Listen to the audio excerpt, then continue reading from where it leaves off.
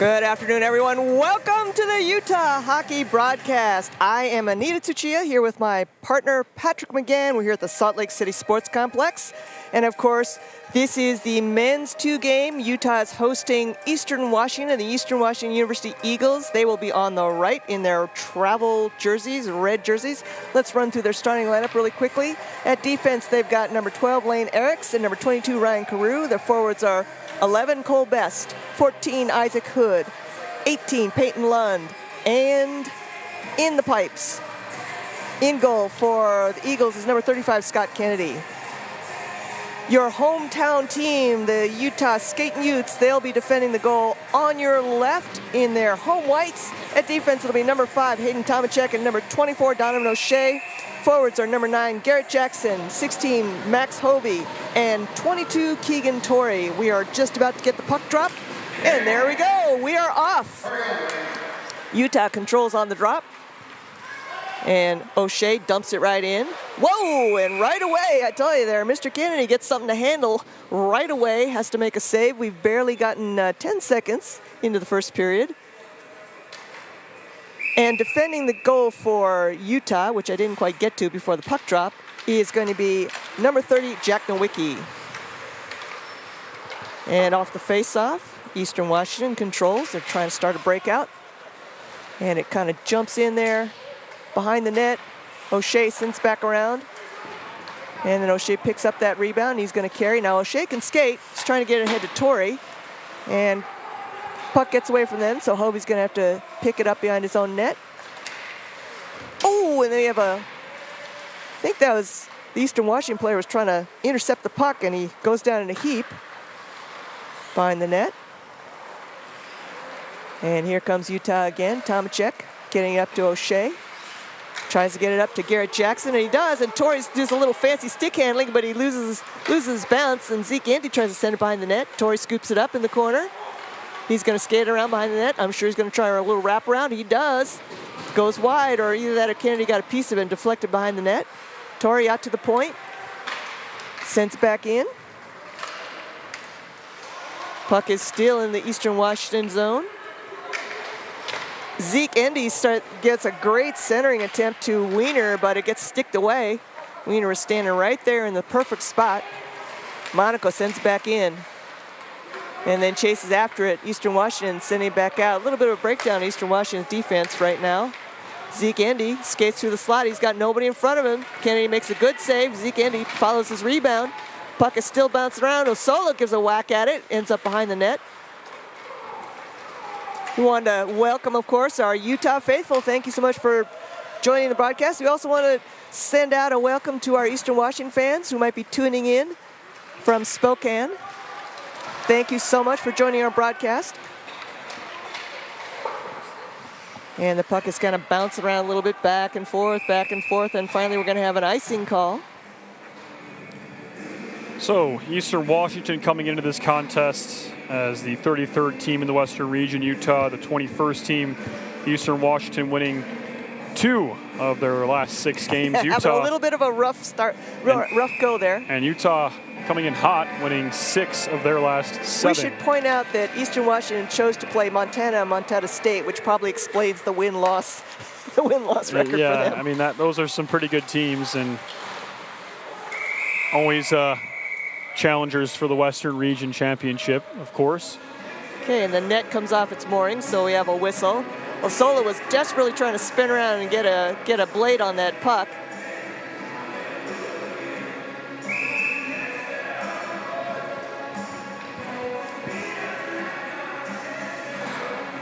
And we have the face-off just to the right of Kennedy in the Eastern Washington zone. Utah controls on the draw. Whoa! And then gets away from, can't see who that is. Oh, gets away from Lynch.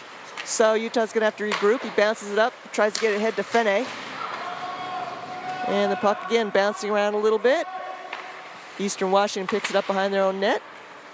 Tries to get something going. Going to get picked up by Boots Bortoluzzi. He sends it across to Wiener, to Kurt. Oh, nice lead pass ahead to Bortoluzzi. He's got some room to skate. He's going to skate it. Oh, he was trying to skate it around the corner, but he lost the handle on it. Fene's back there in the corner trying to pick it up. Pittman keeps it in, sends it into the corner, and then he chases after it. Ooh, nice hit there in the corner. Puck is still coming. Kurt managed to get a centering pass, but nobody's home, and so it's going to come all the way out. Bortoluzzi skating back to defend. Nice job by Nowicki to cover up that shot from, I believe that's number 11, Cole Best. For the Eagles. And we're going to have a face-off to Nowicki's left, so it'll be Best facing off against Pittman in the Utah zone. And on the draw, Utah controls. And ooh, I think that pass, that wraparound got a little bit away from him, so Hill's not able to catch up to it. We're going to come back and do it over because that'll be icing.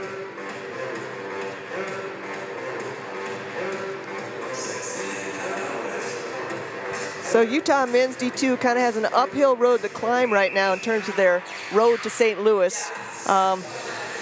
They've had a kind of an up and down season.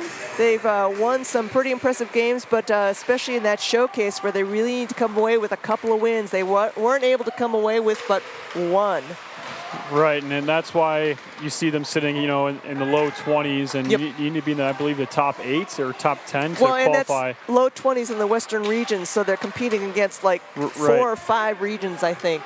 Right, and you got to obviously win your region to qualify, and of course, you've got the conference as well, that Utah is second in the conference behind University of Washington, the defending champs of the Pac-8 conference. So that's right, and they managed to make it to the Western Regionals, but lost, I believe, to the Dakota Jacks in that Western Regional tournament, which we hosted here in Utah. Yes, we did, yep.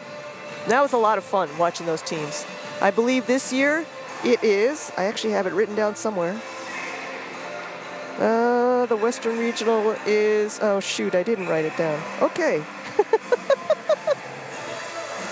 I believe it's being hosted by one of the Utah teams. I think it's Utah State up in Logan. I think what happens is the Wasatch Cup is going to be in Ogden this year, and then the Western Regional Tournament, qualifier tournament, is going to be in Logan, hosted by Utah State. I could be wrong, though. Please don't quote me, because I don't have it on my notes. All right, Pittman controls behind his own net. Sends it up to Hill. Hill's got plenty of support. Oh, sorry, that was not Pittman. That was O'Shea. Now Pittman had some open space, but he's going to head back for a line change, and then Kennedy's going to have to make a save. Kennedy has some very stylish pads. I'm just going to say that. Striking black and gold pads. Yeah, they don't match the jerseys that they were wearing. No, they don't. But boy, maybe they match his home jerseys. I don't know. They sure look nice. These are very reminiscent of the Chicago Blackhawks. Yeah, as soon as you saw him standing in the hallway, it was, look, Blackhawks. Yes. Oh, one-timer by Jackson, but nice save by Kennedy. Puck ends up in the corner. Now Eastern Washington trying to start something, but Monaco keeps it in. Not only that, but he lets one fly. Shot on goal from the point. Kennedy makes another save. Now Zach, he is one of our defenders who can shoot. He can skate.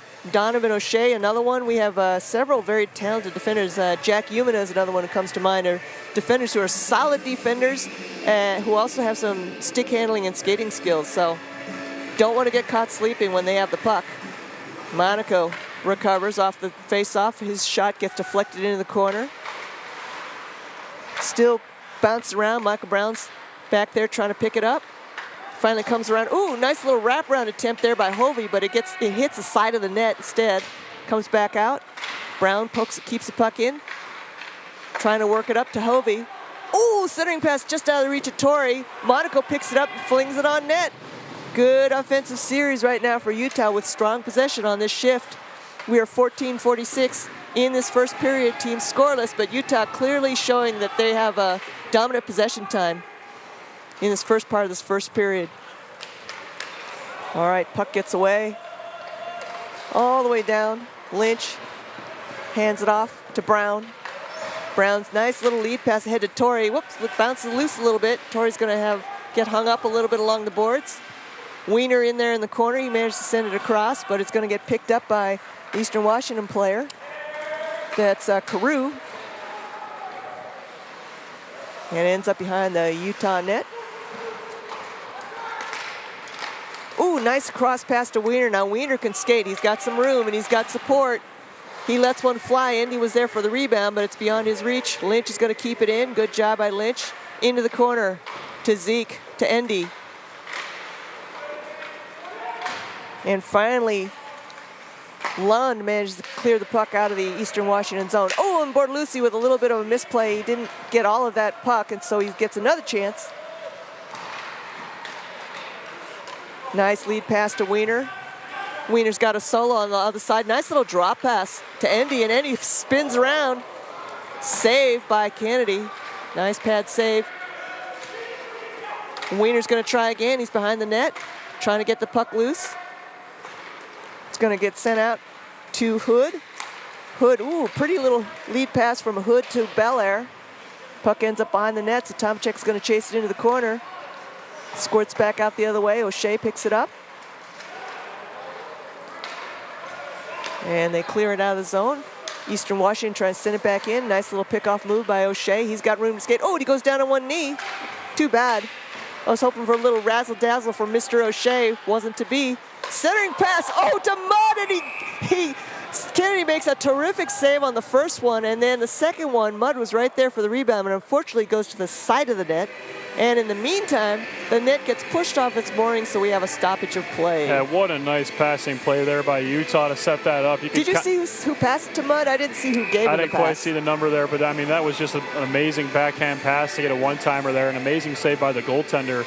This Kennedy goaltender they put him to work early. He's pretty good. I am impressed. Of course, I'm easily impressed. Maybe we shouldn't make it sound like so much. He's listed as the third goaltender on their roster. So. Oh, wow, in terms of minutes, right. And actually, his save percentage is not that great. Not for, I mean, 14.6 goals against average in 8 minutes of play. Oh, he's only had 8 minutes of play. Okay, I didn't see the minutes played. So this is a big night for him. He's starting, and he is doing a really impressive job. He's keeping the Eagles in this game right now. I would say so. 8 minutes of play. Because Utah's really just been swarming all over him. Let's see. I don't have, unfortunately, I don't have the year on here, but he is from Parker, Colorado. Scott Kennedy. And to back up your point from moments ago, that the Western Regional will be held in Logan, Utah. Oh, okay. Thank you. And I wasn't insane. And so another year of the regionals being in the state of Utah. And, you know, if you really like this, these collegiate hockey, I can't encourage you enough to check out the Western Regionals up in Logan here in Utah. You see some fantastic hockey being played. Our GM AJ is probably going to be mad at me for saying that, because I think while that's going on, we're going to be hosting the Women's Western Collegiate Hockey League here in Salt Lake City. So I might be, we have a door opening up. We have skaters on the ice. We have sticks on the ice. We have whistles being blown everywhere. Okay, well. Looks like Aiden Blyle having a little bit of social time with Sean Smith of Eastern Washington. And looks like we're having a little bit of a door issue here. That door has been known to break before. Yeah, popped open before. Looks like all good now. And we'll have a face-off then in the Eastern Washington zone. Hovey facing off against, unfortunately I can't see his number. Oh, and there's a shot. It's almost like a chest protector face mask to the glove save. Good job by Kennedy. All right. And it'll be Best facing off against Hovey. Utah controls off the drop. Torrey back out to Bortolucci. He's got some room. He winds up, but it hits somebody in the skate. And bounces into the corner. Hovey scoops it up. Centering pass to Jackson, and Jackson gets tied up, and so Kennedy hops in there. Boy, I have to tell you, this Kennedy is very quick. He's a very quick young man. He doesn't look that small. Let me look at my cheat here. Yeah, he's fairly tall, but I tell you, he moves very, very quickly, very well. All right, on the draw. Boots Bortolucci with the puck into the corner. Tries to get it back behind the net. Jackson's going to scoop it up. Sends it back to Torrey. Torrey's got Bortoluzzi. He's got he's got Hovey. He's got Jackson waiting right there in the slot. 10:54 in this first period. Another save. Boy, I tell you, man, Kennedy's really going to be working today. He's not looking the way his stats show, though. He's making some nice, sharp saves. He's quick with his, post to post, and the stats are showing a completely different goaltender tonight. Yep. And again, when we say that, I mean, we've got Brendan Carew, who's got 917 minutes. Samuel Brash, who's got 577 minutes. I mean, those have clearly been the starting goalies for this season. And, Scott Kennedy comes in with his, 1 game and 8 minutes played coming into this series. Pretty impressive. And the Kennedy family, you can mail me the check later if you're listening. All right, so we have another whistle and another face-off in middle ice. Andy facing off against, I'm going to guess that's the other Carew, Ryan Carew. And on the face-off, puck is still kind of bouncing around. Oh, sorry, I was incorrect. It was 28 versus 28. That was Jaden Hofacker. And now the puck's coming out of the Utah zone. Boy, that might be icing. Oh, nope, icing was... Oh, I was right the first time. I was thinking, might be icing. And I was right.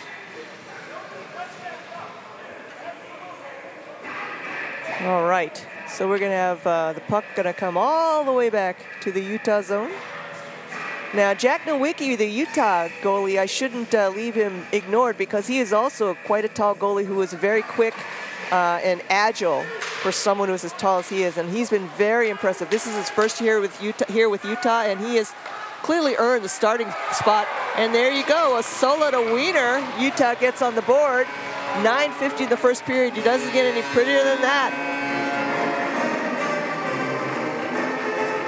Nice play there by the Utes to get on the board first and get the fans into it. And like you said, Anita, it doesn't get any easier than that. Perfect setup there for Utah. If you're a coach, you said do that every time, and we're gonna win all our games. Yeah, that's right. And the Utes taking that early lead, as we mentioned, and they want to keep this this hot streak rolling. As this is actually their final, I guess you could call it, regular season game at home. They will be playing in the Wasatch Cup next weekend. The weekend after that will be the Pac-8 Championships. With a head to Eastern Washington, hosted by these same Eagles who we're looking at here. And I watched the Pac-8 showcase they did a couple years ago, and they did a really nice job on the broadcast. It was very impressive. They also had 2 broadcasters a game. They had multiple people to kind of give everybody a little bit of spell, because you and I have worked lots of tournaments. It gets really tiring talking four games a day for 3 games, 3 days in a row. It's pretty tiring. All right, here we go. Utah with another chance. Fast break. Mudd's waiting for that centering pass. Oh, and doesn't get there. Good job. That looks like that's number 17. Terrific job by Mac Tierney to clear that puck and get it out of the crease. Utah hasn't given up. They still got another chance. Tries to send it in there. Mudd fighting for the puck, and finally it's Lusk who comes up with it, but it gets taken away from him. Fenney's on the hunt. He's trying to get after it as well. Tierney sends it up, tries a stretch pass. Kind of gets chipped away from Flood. Still bouncing around. Shot goes wide. Kurt picks it up, sends it across to Tomczyk. Nice lead pass ahead to, who is that? Who is that man? Oh, it's Kurt. Oh, Kurt tried to make one move too many, and unfortunately that meant that Hovey got in ahead of him, although Fenney got ahead of him, but I think he's disputing that offsides call.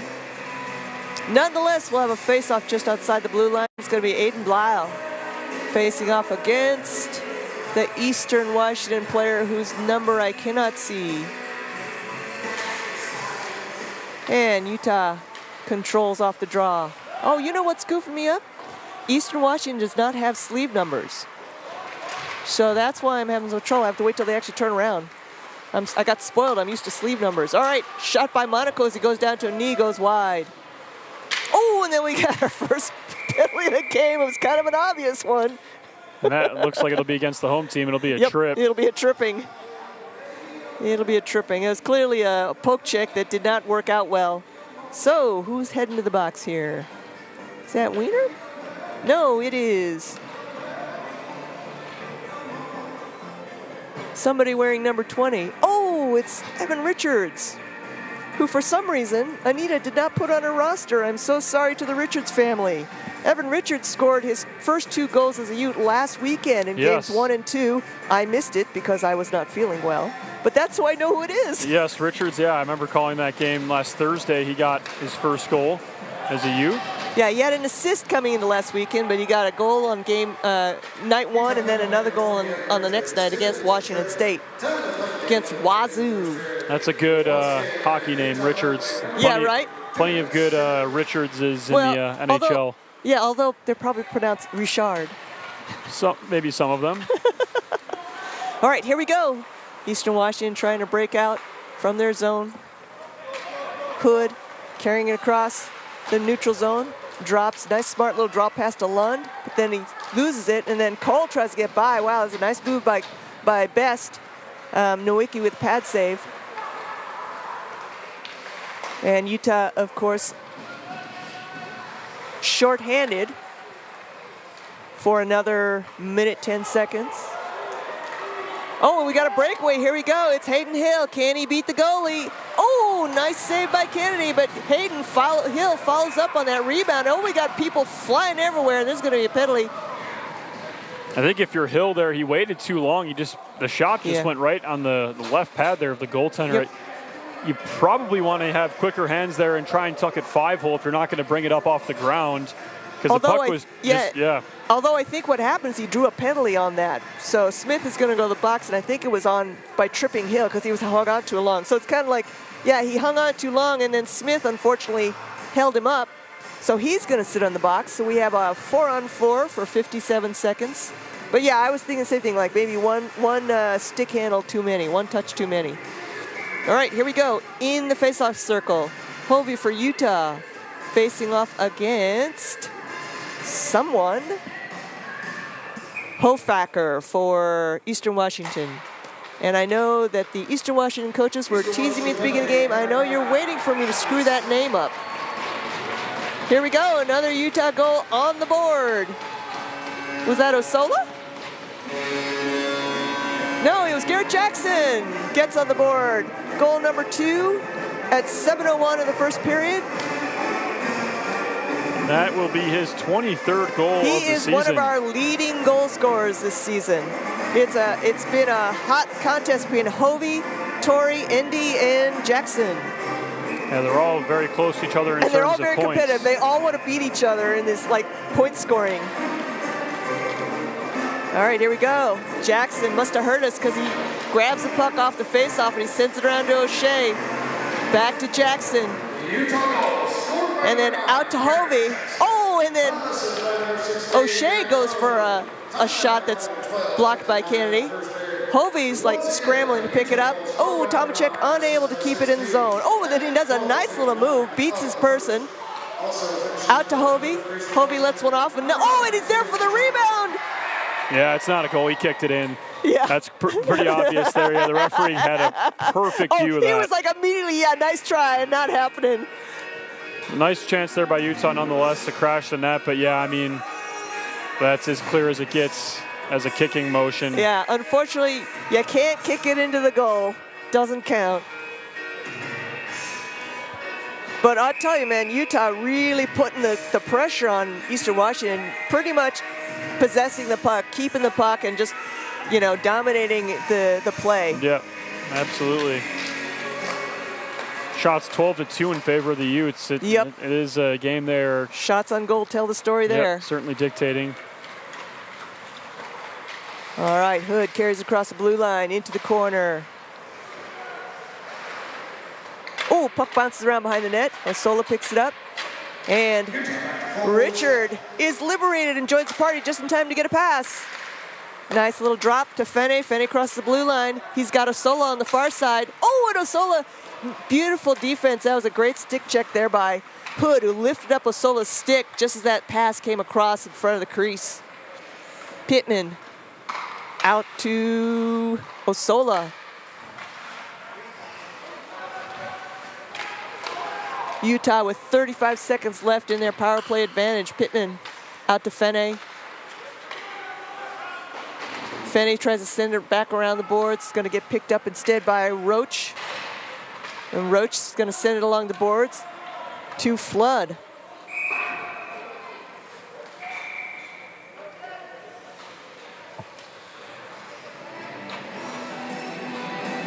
All right, so we're going to have, looks like Utah is going to go ahead and have a line change on this whistle.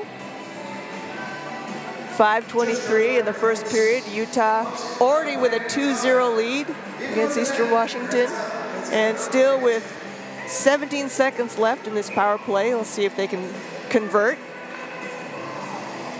A little bit of a scrum there in that center circle. Utah controls. One-timer by Bortoluzzi. He got all of that one. Nice save by Kennedy. Oh, and Roach is trying to clear the puck out, or Flood is trying to clear the puck out, and he kind of whiffs on it. Kurt sends it back in. Goes wide. Bortoluzzi keeps it in, and now Eastern Washington back to full strength. Lynch doing a great job of keeping the puck in, and he goes ahead and lets one fly. Saved by Kennedy. Tell you, man, Kennedy's keeping the Eagles in this game. Oh, and here's a breakaway. Here he comes. That's number 28, Hofacker. He lets one fly on goal. Nowicki makes the save. Utah looked really good on that last offensive stint there, passing the puck very well and getting some really quality shots on goal. And then you see Eastern Washington on the counterattack. You got to be careful of plays like that. We saw that bite the Utes last week against Utah Valley. They ended up winning that game after going down by a couple goals. But the counterattack really hurt the Utes last week. You see EWU there getting a chance, but Utah was able to shut it down. But nonetheless, Utah looking very poised tonight.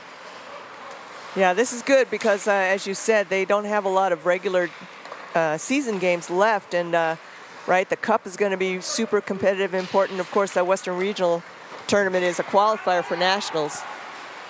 Here we go. O'Shea fights off a defender and then has the puck pushed away.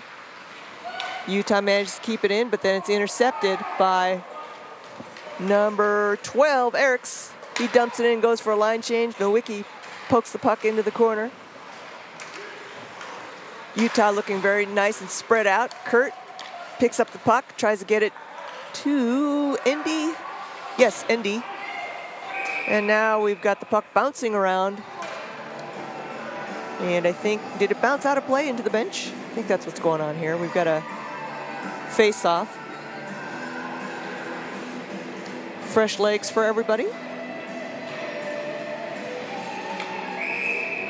All right. Face-off in the Eastern Washington zone. Gets by Monaco. He sends it back in. Ends up behind the net. Oh, Blau with a big hit on Eastern Washington player behind the net. I saw that one coming.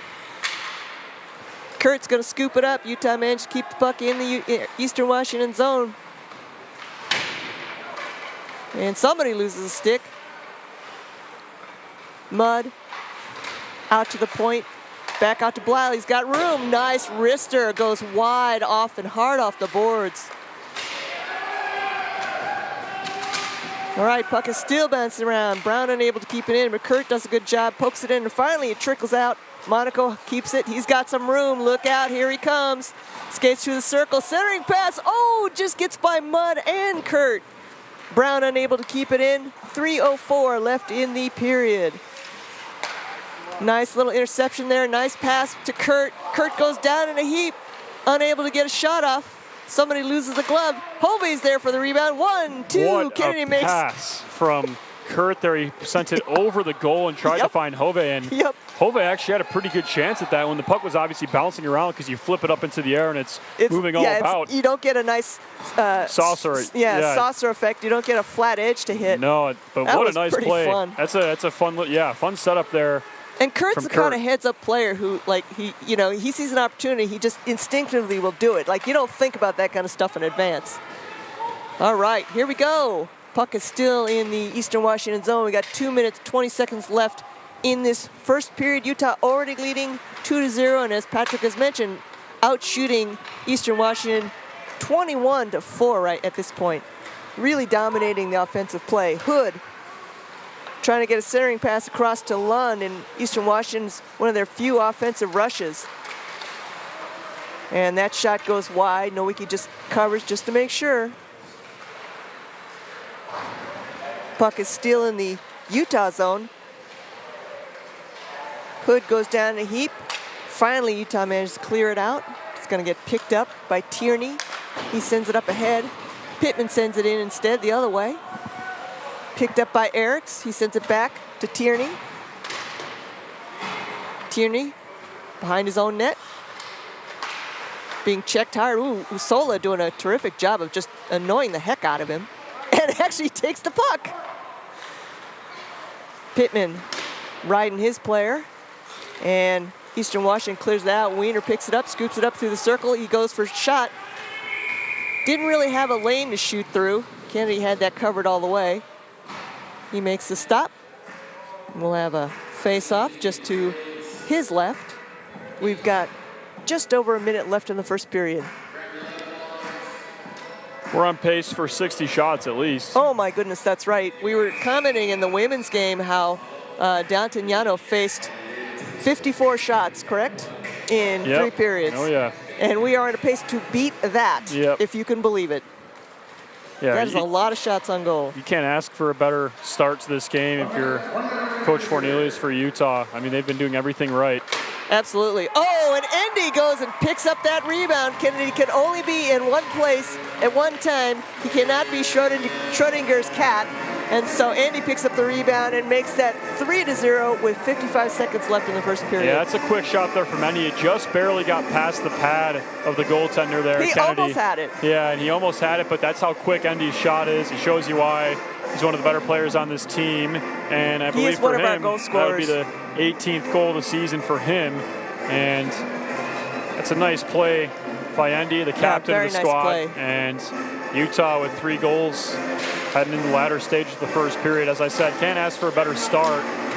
And this team is playing with some fire right now. Yeah, absolutely. Oh, backhander.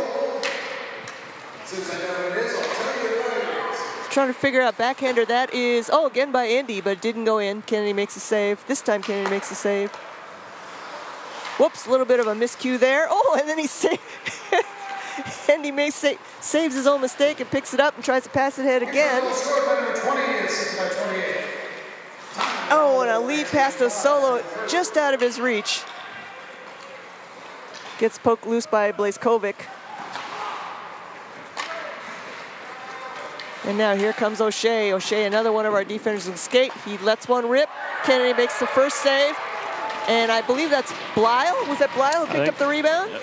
Aiden Blyle joins the party. He says, well, I want some of that. He puts it in the back of the net with just 8 seconds left in this period.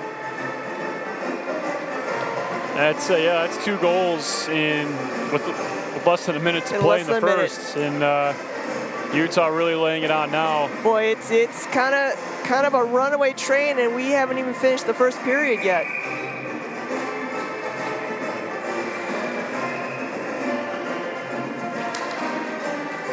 In fact, I think Justin didn't even get a chance to finish playing the Utah Man song before we had the next goal. Yeah. And that will end the first period with Utah scoring 4 goals in the first 20 minutes. 23 shots on goals for Utah, 8 shots on goal for Eastern Washington. We will be taking a break and joining you for the second period.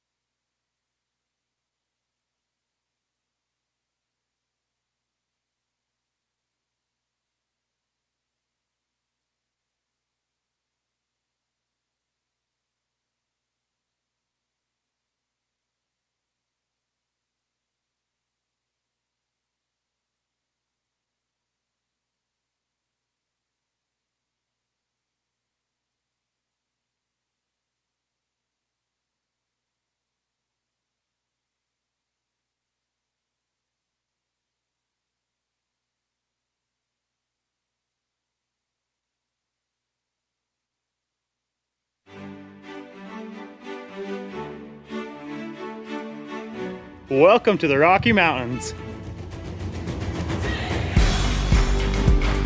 Welcome to open trails and new vistas.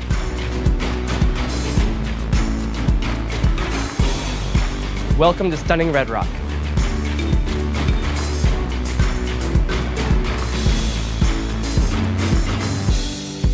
Welcome to the greatest snow on earth. By the tree of broken glass, where the home. Welcome to game day fun. Anything could last.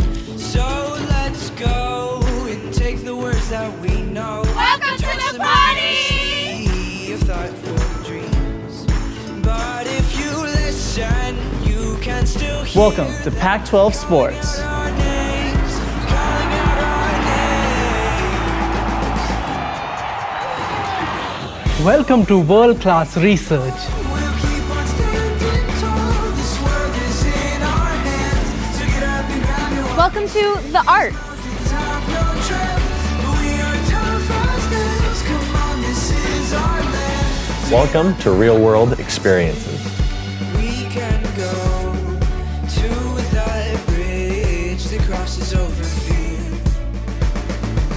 Welcome to a great education. Love and what it does to those they hold near. So let's run till the water. Welcome to new friends. We can toss our worries far away from our hearts. And if you listen, Welcome to the time of your life. not hear them calling out our names, calling out our Welcome to all you can imagine. Though we might fade and fall, we'll keep on standing tall. This world is in our hands. So get up and grab and walk and see. Those gray clouds look close, but we have come and gone. Welcome to the University of Utah. So get up and grab and walk and see.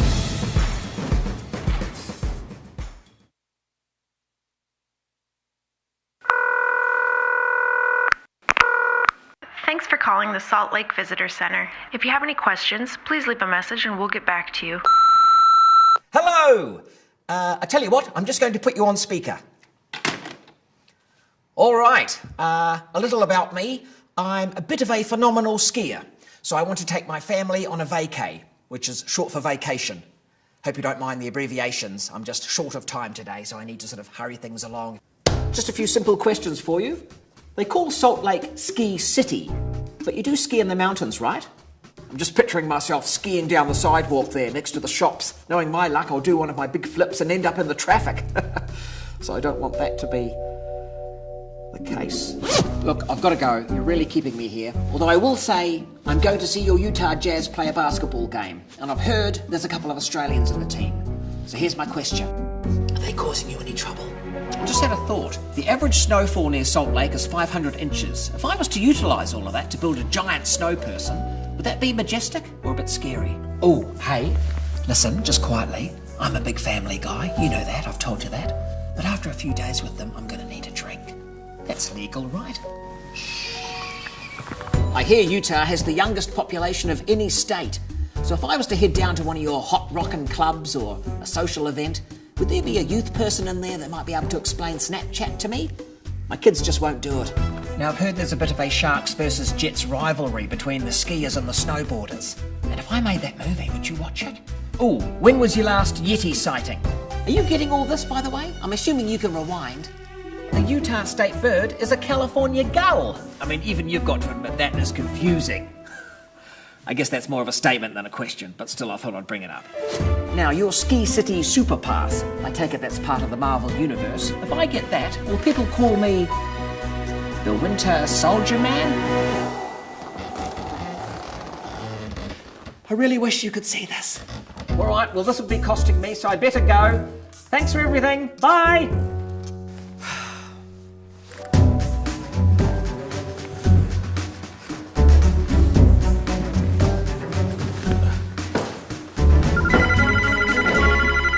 Hi, this is Beth from the Salt Lake Visitor Center calling you back to answer your questions. First off, yes, you can absolutely drink here. We'd prefer if you ski in the mountains, and I'm happy to call you Winter Soldier.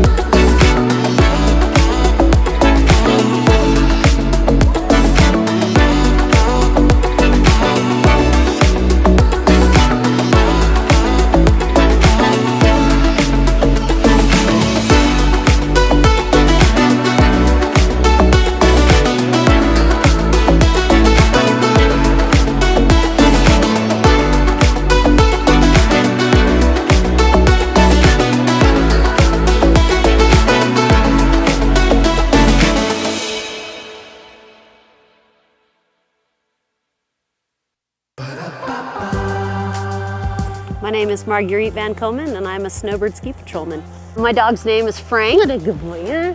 What a good boy you are. I start every morning waking up and having breakfast with the dog, and then we finish every day having dinner together, but everything in the middle changes. We train them using their own instincts, so instead of hunt for dinner, they're hunting for humans. A lot of thought goes into choosing these dogs. Number one, they've got to be able to handle the cold. Number two, they got to be pretty hardy. And three, we're looking for very high drive dogs. The dog that is gonna chew your sofa up at home, we want that dog. The people, the mountain at Snowbird, it's just special. And everything you wanna do is here in Salt Lake. Get off the plane, grab your gear from the luggage cart, and within 30 to 45 minutes, you're up here and skiing on snow. You know, Salt Lake is super unique. We have 4 full seasons. So you can come up, ski all morning till the snow gets a little too smushy, and then you go and hit 18 at the golf course at the bottom of the mouth, and then you can go out for a wonderful dinner and see theater. It's amazing how much you can fit into your day. And not only do we have everything that you want to do, but we have great people to do it with. Everyone wants to be outdoors, happy, and go and play. Every day is different, and I love that. I love showing up to work and going, what is on the plate today? Snowbird is my family, and Salt Lake is my home, and Frank is a great part of that. My name is Marguerite Van Komen. I'm a snowbird ski patrolman, and I am Salt Lake.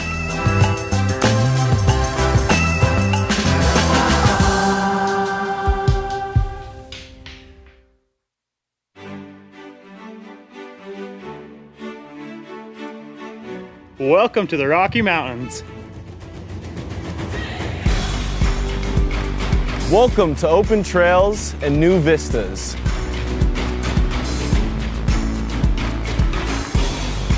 Welcome to stunning Red Rock.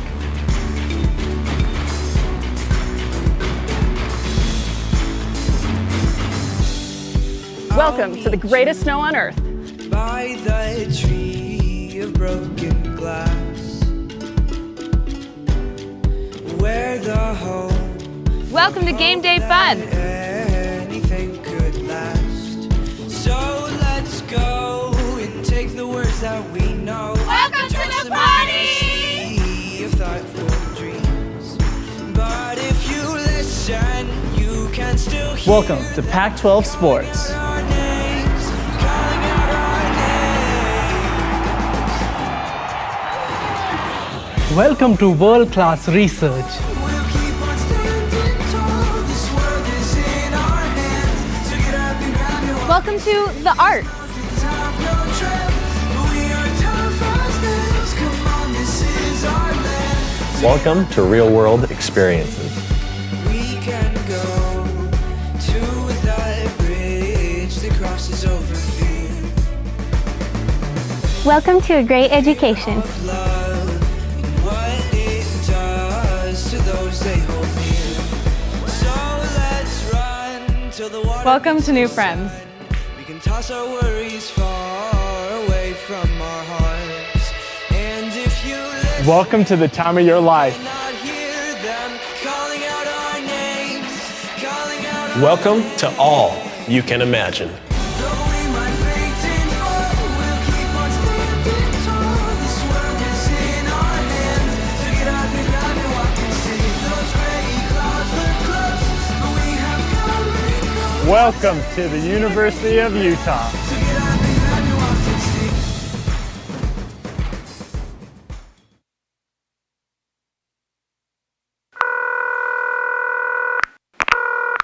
Thanks for calling the Salt Lake Visitor Center. If you have any questions, please leave a message and we'll get back to you. Hello! I tell you what, I'm just going to put you on speaker. All right, a little about me. I'm a bit of a phenomenal skier, so I want to take my family on a vacay, which is short for vacation. Hope you don't mind the abbreviations. I'm just short of time today, so I need to sort of hurry things along. Just a few simple questions for you. They call Salt Lake Ski City, but you do ski in the mountains, right? I'm just picturing myself skiing down the sidewalk there next to the shops. Knowing my luck, I'll do one of my big flips and end up in the traffic. So I don't want that to be the case. Look, I've got to go. You're really keeping me here. Although I will say, I'm going to see your Utah Jazz play a basketball game. And I've heard there's a couple of Australians in the team. So here's my question. Are they causing you any trouble? I just had a thought. The average snowfall near Salt Lake is 500 inches. If I was to utilise all of that to build a giant snow person, would that be majestic or a bit scary? Oh, hey, listen, just quietly. I'm a big family guy. You know that, I've told you that. But after a few days with them, I'm going to need a drink. That's legal, right? I hear Utah has the youngest population of any state. So if I was to head down to one of your hot rockin' clubs or a social event, would there be a youth person in there that might be able to explain Snapchat to me? My kids just won't do it.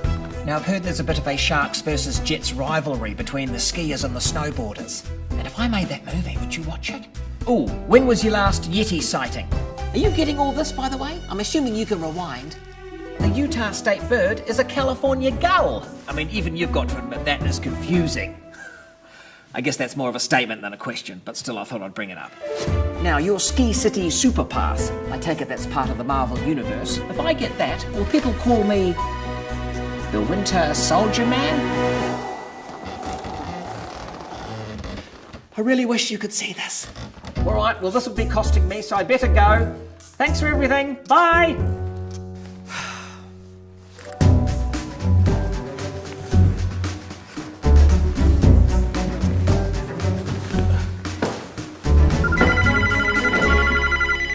This is Beth from the Salt Lake Visitor Center calling you back to answer your questions. First off, yes, you can absolutely drink here. We'd prefer if you ski in the mountains, and I'm happy to call you Winter Soldier.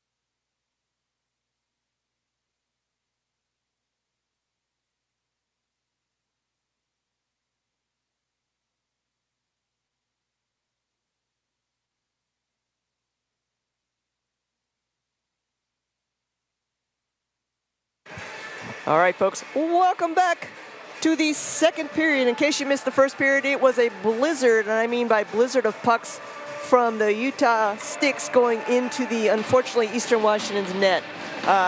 Kennedy, the Eastern Washington goalkeeper, faced 25 shots in the first period. Think about that. Multiply that by 3, that's 75 shots. Now, it'll probably drop off some, but anything over 50 is an incredible number of shots. Yep, that's right. And we could conceivably reach that before we get to the end of the second period. That's right, yeah. All right, here we go. Action fast and furious now in the second period. Utah controlling the puck. O'Shea behind his own net. And he's skating through. Tries to get it ahead to Jackson, but it gets by Jackson. It's going to go all the way to the other end for an icing call. So Eastern Washington, I think, you know, one of the things that I'm sure they had to talk about in the in the locker room was, I mean, for the first half of the first period, they were kind of holding their own, but they were clearly on the defense. They were on their heels. By the end of the first period, their defense had broken down, and they were really just struggling to just kind of get anything organized. They were breaking down defensively in the front. Kennedy was pretty much keeping them in the game. That's right. I mean, yeah, he's playing a pretty good game, you know, in spite of the amount of shots that he's faced so far tonight. But, you know, if you're Eastern Washington, you've got plenty of time to get back in this game. Right. It's just, you know, flipping the script and, you know, just getting something started. We talked about it in the women's game. If you get one goal, it's amazing how contagious that could be. But Utah totally in the driver's seat. Yeah, really just swarming offensively, swarming Eastern Washington. And driver's seat, yeah. I think that's a great analogy. They're in the driver's seat right now. And when you're seeing plays, when Utah can pass the puck at will and find the shooting lanes and get those one-time shots, that's kind of your indication that, or getting, you know, that team's 2 or 3 rebound chances. Right, that's kind of your indication that the team is kind of, you know, getting what they want and are able to find the lanes without any problems. So for Utah, it's more of the same. Continue to put the pressure on, and we'll remind you, if you're not familiar with the way the ACHA does their rankings, but goal differential is involved. It's not a voter system like college football and college basketball. It's an algorithm on an Excel spreadsheet that takes into account goal differential, goals for, obviously, and strength of opponent. And so Utah, they're just going to keep laying it on, and that's what happens in the ACHA. There's no letting off the gas pedal because it's, you know, morally the right thing to do. No, you're going to blow out your opponent because it actually helps you in the standings. And that strength of schedule, I mean, you cannot emphasize how important that is. There was a funny podcast a couple of weeks ago, Chris Perry's M1, you know, WCHL podcast, and he said Utah didn't play for 2 weekends and climbed up in the rankings because of what happened all around them. And there goes Wiener. Terrific shot right there, one-on-one with the goalie, 5-hole all the way. Power play goal shorthanded goal for Utah. And they're giving handshakes all around. They all take their gloves off and do your business, your typical settle up with your business handshake. Yep, settle up. Shorthanded goal at 18:44, barely into the second period by Benjamin Wiener. So this could be, sadly, a long night. And I think Kennedy, you know, Wiener is such a good skater and stick handler. Kennedy got fooled on that one. It was kind of like a breakaway kind of a situation. Yeah, that one is definitely on Kennedy there. He's got to make the save, but that's just, you know, a great shot from Wiener. He fires it in, and great stick handling. And he's another talented player on this team, a newcomer, and he showcased his skills. Yeah, he's definitely making some contributions. And, you know, it's interesting because early in the season you could tell, you know, first season with a team, doesn't know his teammates real well. Now the gears are really clicking for him. He's going to be a lot of fun to watch in these next few years. Yeah, Utah should be deeper next year. You got a lot of new faces this year that bring a lot of talent. I mean, look at Torrey, look at Hove, look at Wiener. I mean, all these guys who are adding Nowicki as well goalie, are really contributing to this team. And, you know, being in your first season, you're going to figure out how the game works at the M2 level, the speed of the game. You know, you kind of get a feel for your opponents. And, you know, for Utah, they're going to mature a little bit next year and bring back a lot of these faces, and they should be a deeper team next year that should be able to compete for a run to go to nationals. I'm not saying they can't do that this year, but, you know, being at 21 this late in the year, it's going to be tough to turn it around. Pretty steep hill at this point. Yep. And like I said, there were some games earlier in the season, particularly in that showcase, where they had this chance, you know, talk about strength of schedule. They had a chance to play some of the best teams in the Western region. And, you know, on paper, they had a good shot at it. They just couldn't get enough of those wins. And that's the thing. Like, they played a lot of close games against some of the best teams in the West, and they didn't come out on top, obviously. We were looking for them to, you know, win about half the games or maybe just under half. I think they only got 1 or 2 in that weekend. But, you know, it goes to show you that they're a little bit behind, but I think with the maturity of this team and the skill that you have, and of course part of building a good college hockey team is recruiting. So Coach Fornelius is going to do his homework. He's going to bring in some more talent in this offseason, and the process continues. Your team gels over. The guys from this year will gel over, mature, and be great hockey players. They'll understand the flow of the game. Next year you'll bring in some more talent, because in your first year when you bring in the players, it's more or less, it's their talent that's going to showcase the most. They're not maybe used to playing at the ACHA M2 level, right? They're just they're putting their feelers out to see what it's like. What's the gameplay like? What's the level like? The intensity of play. You rely a lot on your talent that first year, and once you develop and, you know, not necessarily the fundamentals, but just the feeling, oh, you know where this guy's going to be on the ice. I know how Endy skates. I know exactly where he's going to be. I can send him a backdoor pass. I kind of figure out, I know the way he Right. thinks. Exactly. You know the way they think, and you know the way they want the puck in stride, on their backhand, whatever it is. And those are the things you learn over the course of a full season, and that's what they're learning this year. And it should be interesting to see how these guys develop, because you already have, like, you're seeing the talent. Hove, Torrey, Jackson. I mean, these guys. All these people in the top 5, they're the new kids. Right. And so that's just their raw talent, and they're already learning how to play with each other. But once they've had a full year of doing that, and then training camp and a full off season, the maturity just rises, and your team just gets that much deeper because you have an understanding for each other and how you play the game. Well, and it's kind of funny, too, because on the recruiting side, right, what you want to be able to show parents and players coming in is, look, this is a team on the rise. And so it's kind of like success built on success. So if you can show them this team as they are this year, it's actually a great recruiting tool this year, better than the recruiting tool based on team performance last year. Right, and exactly, right. It's not – incoming players are going to look at the performance. They're going to look at the stats. They're going to see, okay, Utah, you're 21 this year. They're going to watch some YouTube videos. Right. Well, like, what does that do for me? Like, why should I come play here if you're, not making the Western Tournament? Well, look at the skill. We've brought in these talented players. They're going to be back next year. You get to play with these guys, and they're going to single-handedly bring up your point total and make you a better player. It's just like in the NHL, like I bring my Blackhawks comparisons all the time, but Patrick Kane would make players around him that much better. It's because, the talent around you will make you better, and that's your pitch if you're Coach Fornelius. It's, okay, look at these guys. Like, take a look at our sheet right here, the top 5 point getters on this team. Look at all those points. Okay, you get to play with those players. They've already played on this team for a year. They know what it's like. You bring your talent in as well.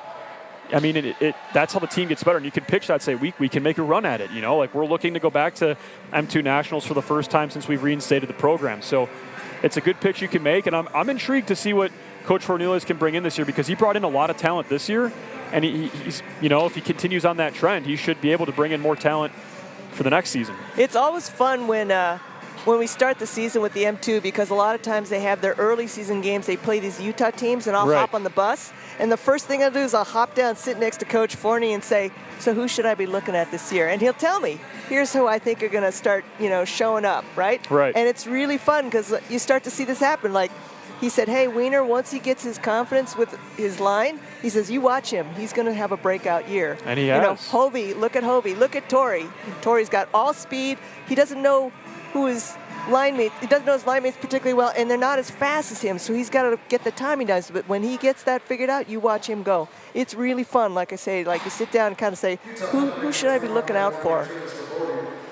And this isn't a slight on the M2 program. It's just kind of the way it works when you've got an M1 program and an M2 program.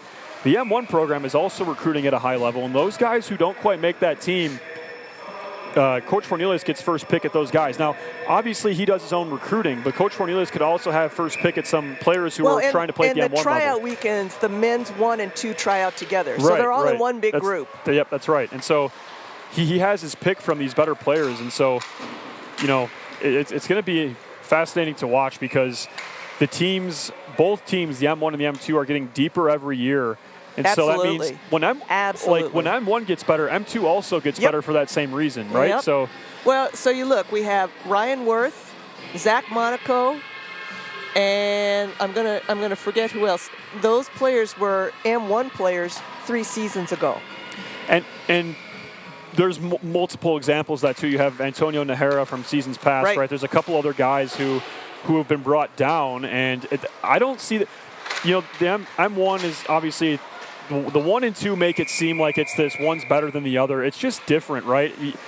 I bet you a lot of these players would rather play on M2 because they're going to play at a higher level and play more time, right? And in M1, it's very serious. M2 is as well. There's nothing against that, but like these players, it's not a demotion. Like I don't think it should be seen that way, where you have these guys who played at M1 and now play at M2. I don't call it a demotion. You can even actually, you know what? There's a way you can argue it's a promotion, because now Ryan Worth, Zach Monaco, they're leaders. I mean, Zach Monaco's got an A on his jersey, right? They're leaders on this team, and they're some of the best players on this team. And there's no slight in that, and there's nothing to be ashamed of in that, because you're helping develop a program that was once a very proud M2 program, making runs at the national championship back in the early 2010 era, around there. And so it's a very strong M2 program, or at least Utah has had that. So you're rebuilding that and bringing it back, and there's a lot of pride in that.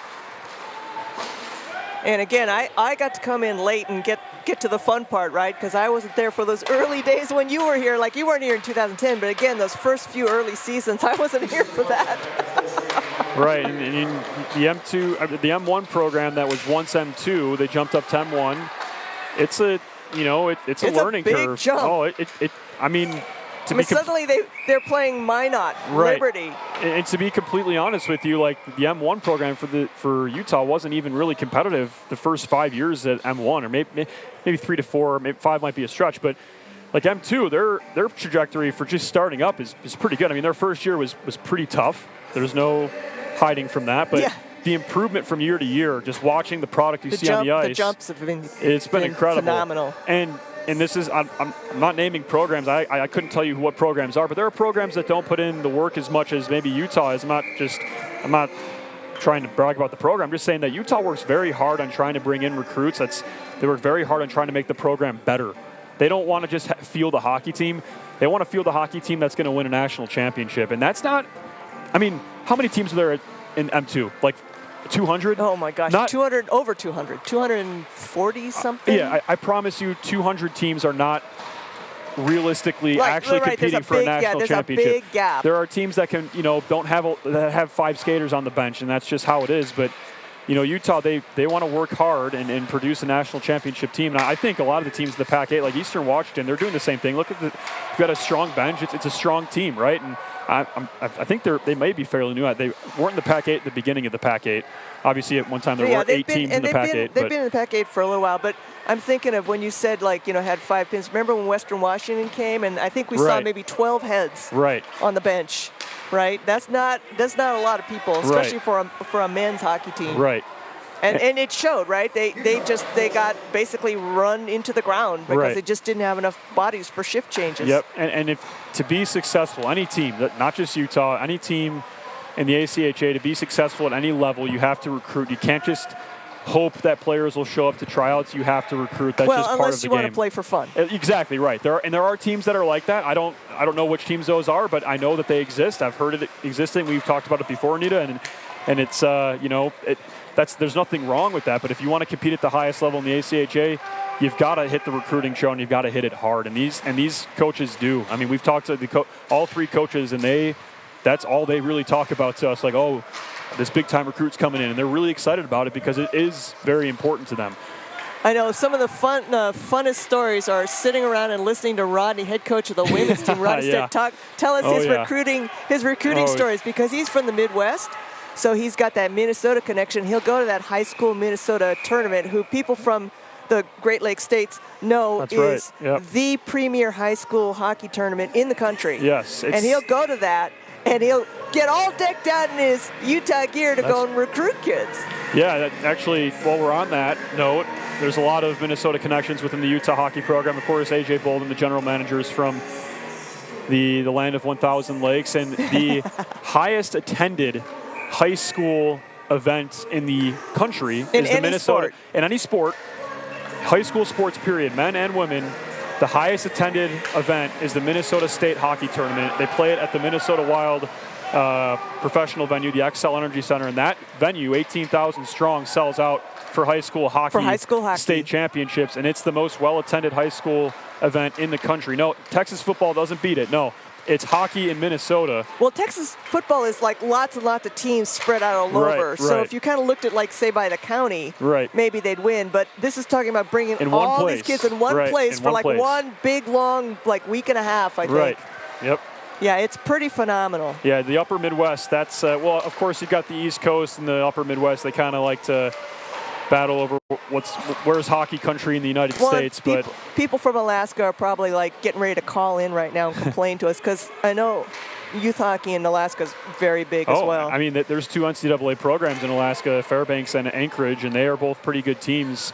I mean, Fairbanks, I believe, was actually ranked at one point in the top 15 in the NCAA hockey poll this year. So there's plenty of good hockey in Alaska as well that nobody really even knows about, because it's Alaska. It's very far. It's very far away. Zach Monaco could tell you about Alaska hockey, about youth hockey in Alaska.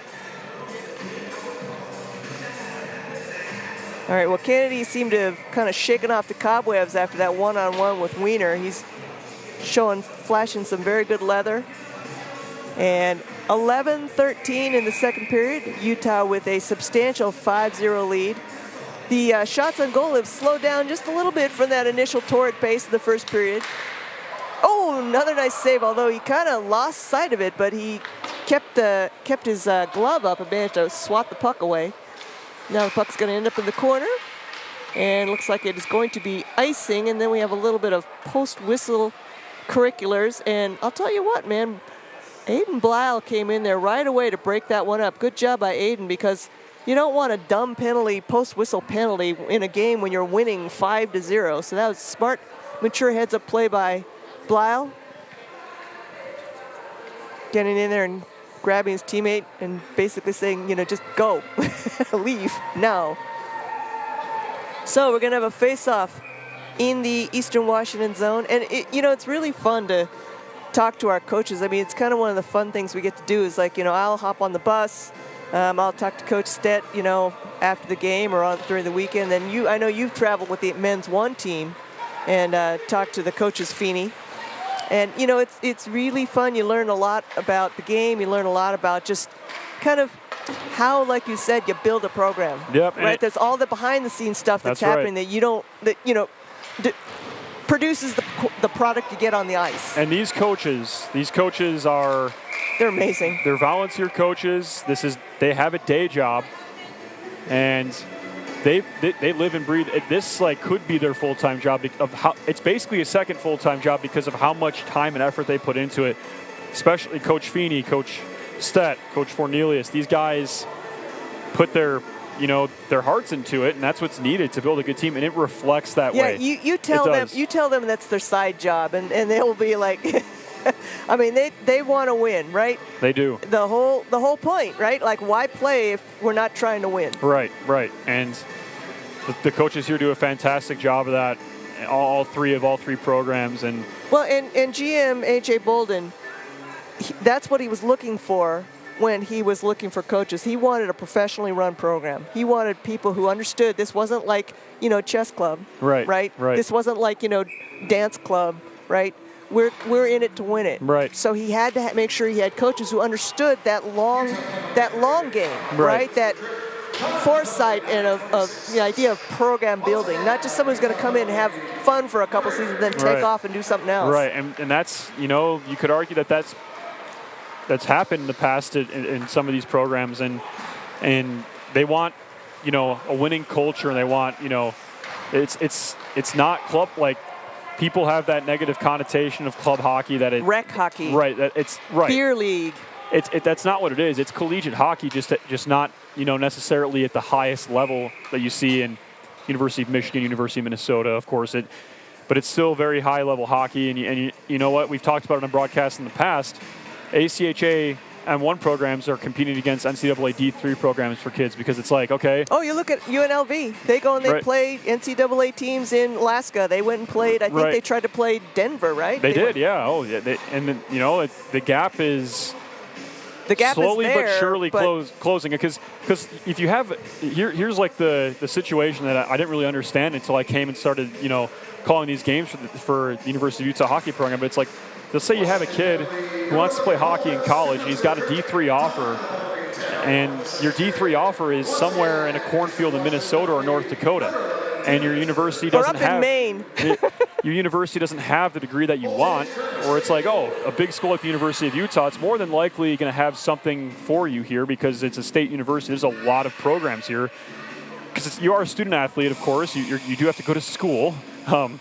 Contrary to popular belief, but you have to go to class and get your degree. So that's why there is that competitive advantage for ACHA teams, M1 teams, because, schools like North Carolina, Utah, UNLV, the list goes on, Arizona. It's like, would you rather go play somewhere at some small little private university in the upper Midwest or East Coast, or do you want to go to a big university, still play hockey at the highest level?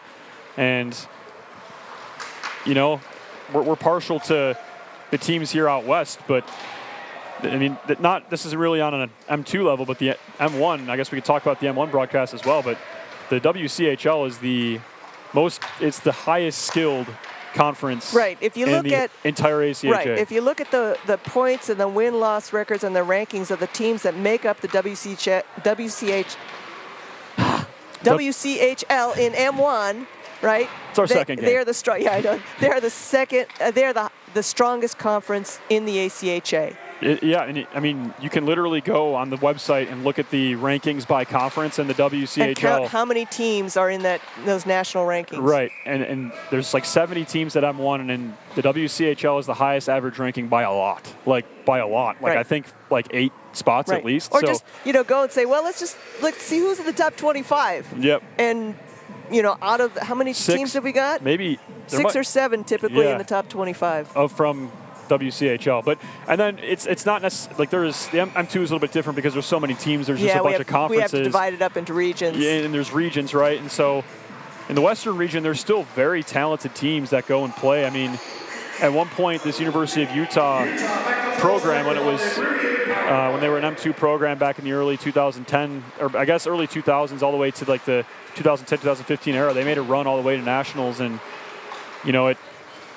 teams out west are no joke. I mean, I know a lot of the hockey culture, and the ACHA is based in Michigan, and it's all Midwest and East Coast. But don't turn your back on the teams out west here. I mean, well, look at Arizona. Look at the program they're building, right? Right. The Arizona teams, I should say. That includes Arizona and Arizona State, right? That's right. They have gone from club hockey to NCAA, and this is in the middle of the desert in Arizona. Yep. Right.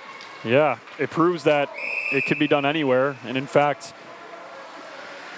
Maybe I'm biased, but you might have a better chance out west because it's like, you can come play hockey in Arizona. It's like, oh, wow, I grew up in New Hampshire. Like, it's cold and rainy. I don't know anything about New Hampshire. You could be in shorts and T-shirts all year round. Yep. And sandals. Yeah, and, I think one thing that's also Utah benefits from is that it's funny, some of the strongest teams at the M2 level in the Western region are in Utah State. Now, they're not the Pac-8, but because they're here in Utah, we can just hop on a bus. We get to play those teams, so we benefit from being next door within, easy driving distance of Utah State, within easy driving distance of Weber State, right? And quite frankly, Montana State and Montana aren't that far away, so if we can get a chance to, squeeze a game in with them, then, again, they're typically in the top 5, I think. Right. Those teams I mentioned, Weber State, Utah State, and Montana State are typically in the top 5 in the Western region. Yep, they always are. And there's that other conference that's closer to us than actually the Pac-8. It's I think it's the Mountain West Collegiate Hockey Conference, something along those lines. That you could argue that's one of the best conferences at the M2 level. I mean, they've got a lot of really great teams in that conference. Utah State, like you said, Weber State, Montana State, Montana Tech. I think there's a couple more in there. There's a lot of really great hockey being played in that conference, and in the Pac-8 as well. I mean, there's some good teams in the Pac-8. Ooh, here we go.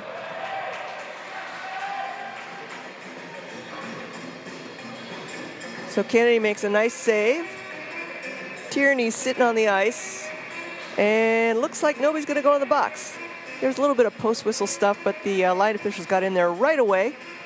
Yeah, let's avoid that in a game like this. There's just no need for it. There's no need for it. If you're Utah, just skate away. Yep. There is literally no reason to That's why even that's talk. why I was so thrilled to see Blyle go in there right away and grab his teammate and say, hey, man, probably the same thing. There's no need for that, man. Right. We are killing them on the ice. There's no need to go and do something dumb and end up in the box. And get a suspension and not play in a game that... Or who knows what, yeah. In the Utah Cup or the Wasatch Cup coming up. And absolutely. Those players, are fired up for that Wasatch Cup. Wow, what a big hit. O'Shea just laid a man out. He saw that one. He saw that opportunity and says, yeah, man, this is all mine. Clean, fair hit. Just a big one. And I've talked about this before on a previous M2 broadcast, but the way this team is passing the puck is just, it's very nice looking. They're passing, right. It looks very crisp. They have confidence, and it's not something that we've seen in the years past. It's been getting a lot better, and this team is able to find the passing lanes and find the right shots. We've seen some really nice displays of passing from this team, and I've talked about it on previous broadcasts before, but just to reiterate, that's what makes a team good. Like you see right there. Look at that. A pass right to the middle slot. You get a shot right on goal. Great save by Kennedy, the goaltender, but that's what you want. You find open space in the slot. If you can zip the puck there, boom. A team that can pass the puck well is a team that's going to be competitive in any conference, any league, any level. If you can pass the puck, you're going to be a good hockey team. The shooting will come. And the puck is always going to be faster than you skating and carrying. That's absolutely right. You're never going to be able to skate as fast as like sending a pass. Exactly. You can't outskate the puck, so pass the puck. And so Utah, you're seeing it. They're moving the puck with confidence and with ease. And of course, Eastern Washington's not the #1 team in the country, but it doesn't matter. You're playing another team in this conference, which is a strong conference. And so if you can move the puck against any team, you're going to be successful. And that's what you work on in practice, is trying to find each other. And it goes back to what we're talking about, recruiting.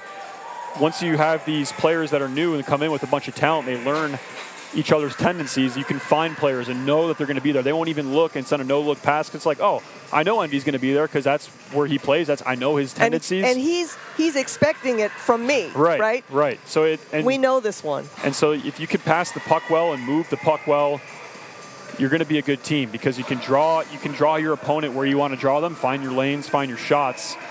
That's a good hockey team right there. And physical teams, people argue, physicality is the way to play hockey, right? The physical teams, the teams that are very good. And you know what? I just disagree. The physical teams, they make it far. They're good teams. The Boston Bruins NHL, a very physical team, but they don't have the success recently to back that up. Everyone always talks about how they're such a physical team. They make it far, but then you get a team that can pass the puck and move around you and avoid that physical contact. You're not. You're kind of. You're not going to get tied up. You're not going to get tied up if the puck isn't there anymore. Right. Yeah. So teams playing the body, it's a good way to wear a team down. But if you can move the puck, I think you'd rather have a team that's more agile moving the puck than a physical big team, because a physical big team will wear you down, but moving that puck around is way more important. And that's why, like Boston Bruins, I think they had one of the best regular seasons in NHL history last year. A very physical team. They have been for the last 10 years. They lose in the first round of the playoffs. So move the puck well, you're going to be a good hockey team. I think it's important to realize, too, that at the ACHA level, you're not going to get the kid who's the next Eric Lindros, who's actually not even that big anymore by today's standards, right? You're not going to get the kid who's like 6'4" and actually can skate like a whiz, and weighs 220. Right, they're going not to at the NCAA. ACHA, not at the ACHA. Right, because they're getting already.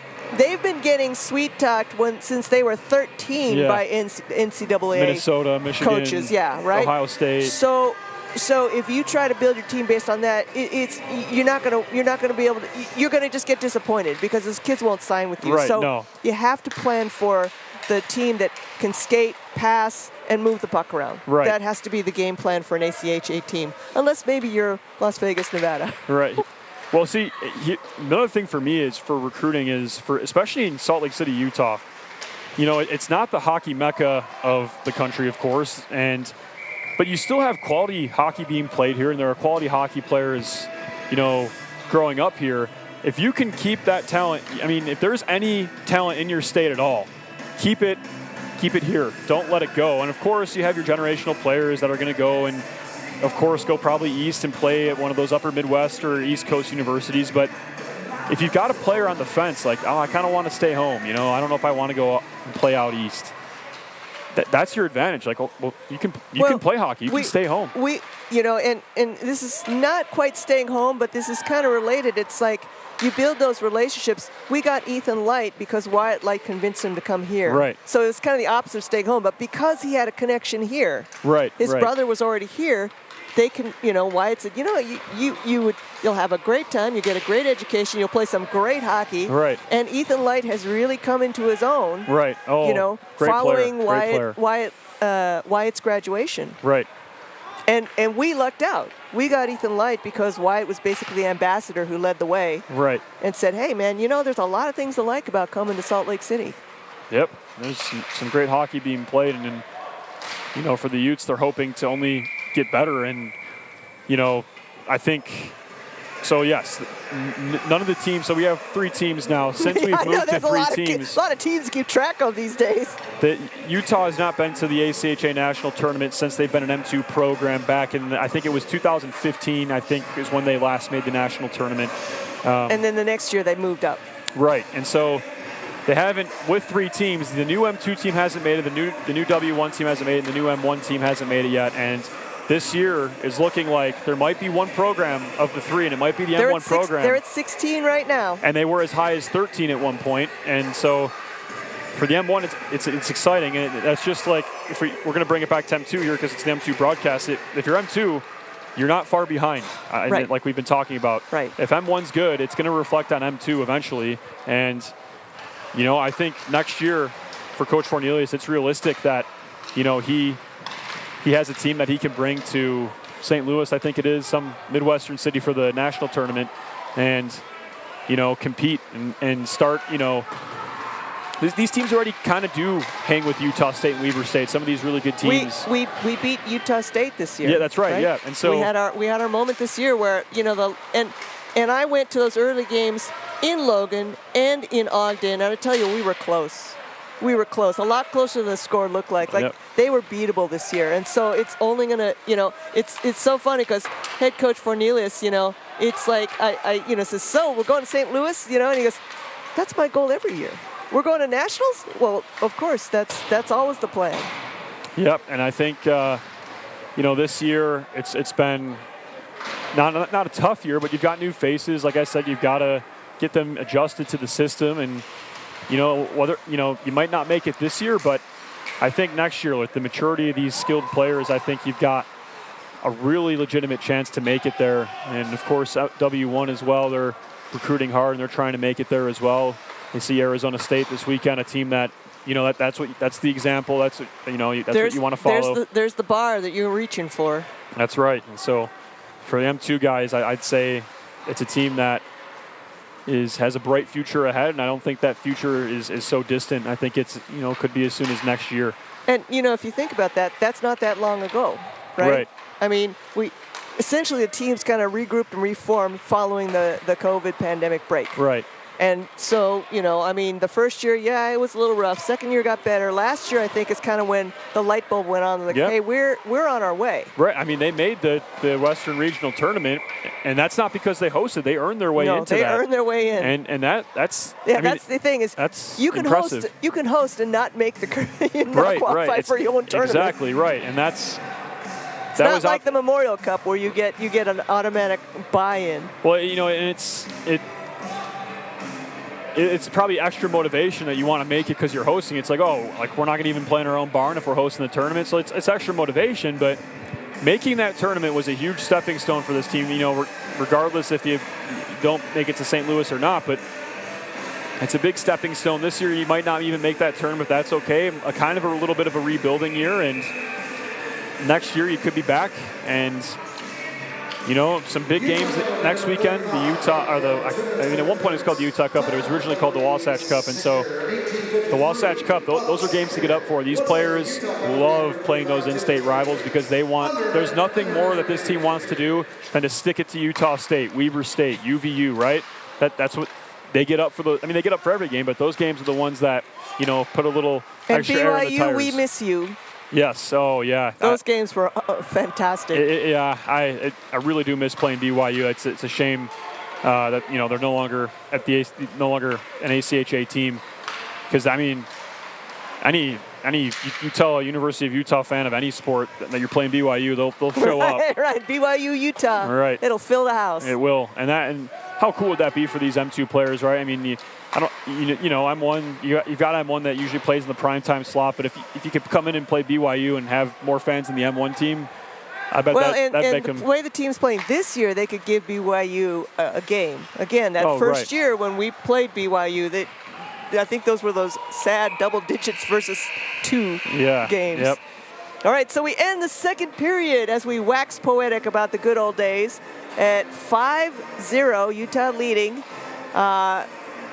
Hayden Hill still has 53 seconds left in a penalty, so we'll start the third period with that. We're going to take a little break and come back to the third period. Don't go away.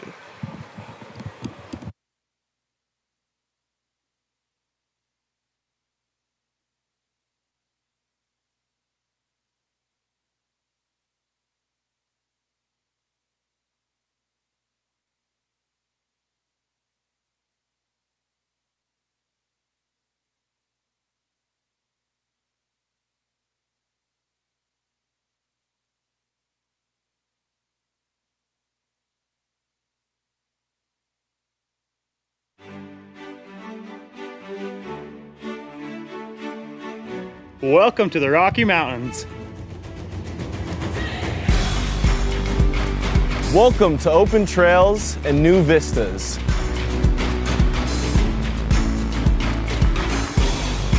Welcome to stunning Red Rock.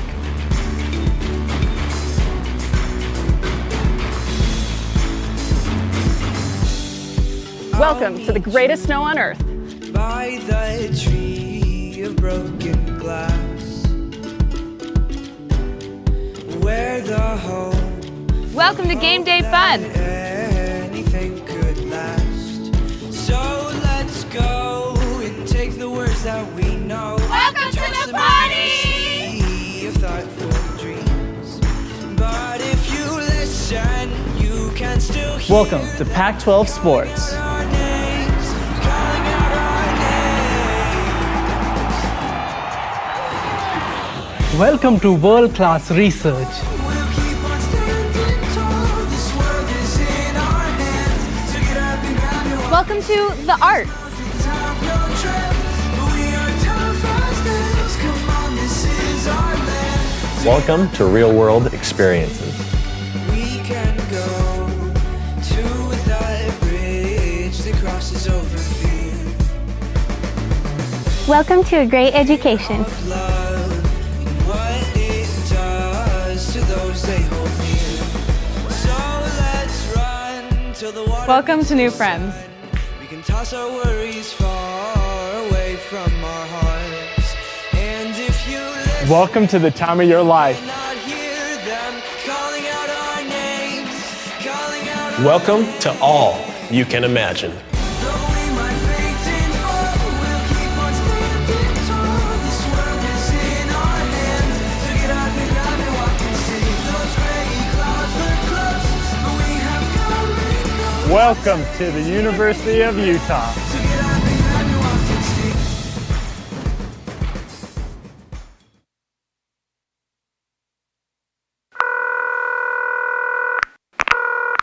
Thanks for calling the Salt Lake Visitor Center. If you have any questions, please leave a message and we'll get back to you.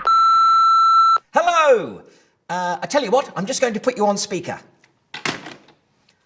All right, a little about me.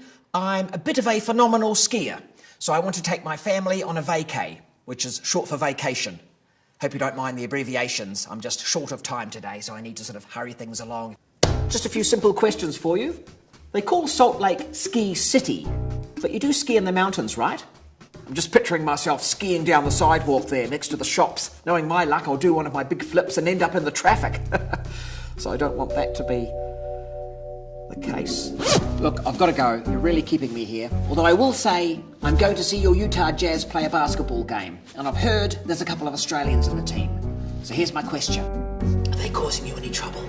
I just had a thought. The average snowfall near Salt Lake is 500 inches. If I was to utilise all of that to build a giant snow person, would that be majestic or a bit scary? Oh, hey, listen, just quietly. I'm a big family guy. You know that, I've told you that. But after a few days with them, I'm going to need a drink. That's legal, right? I hear Utah has the youngest population of any state. So if I was to head down to one of your hot rockin' clubs or a social event, would there be a youth person in there that might be able to explain Snapchat to me? My kids just won't do it. Now, I've heard there's a bit of a Sharks versus Jets rivalry between the skiers and the snowboarders. And if I made that movie, would you watch it? Oh, when was your last Yeti sighting? Are you getting all this, by the way? I'm assuming you can rewind. The Utah state bird is a California gull. I mean, even you've got to admit that is confusing. I guess that's more of a statement than a question, but still I thought I'd bring it up. Now, your Ski City Super Pass, I take it that's part of the Marvel Universe. If I get that, will people call me the Winter Soldier Man? I really wish you could see this. All right, well, this will be costing me, so I better go. Thanks for everything. Bye.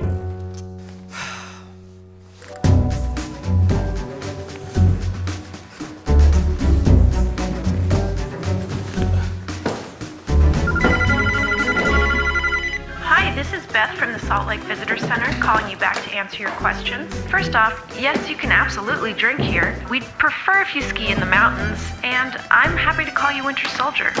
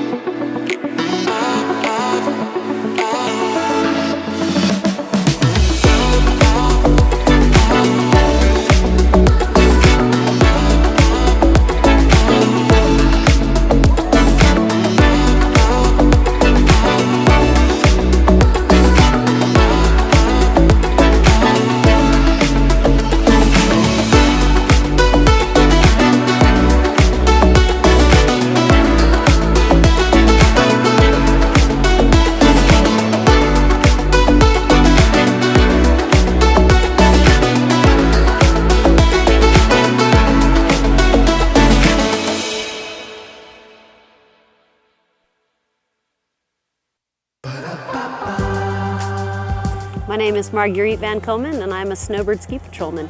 My dog's name is Frank. What a good boy, huh?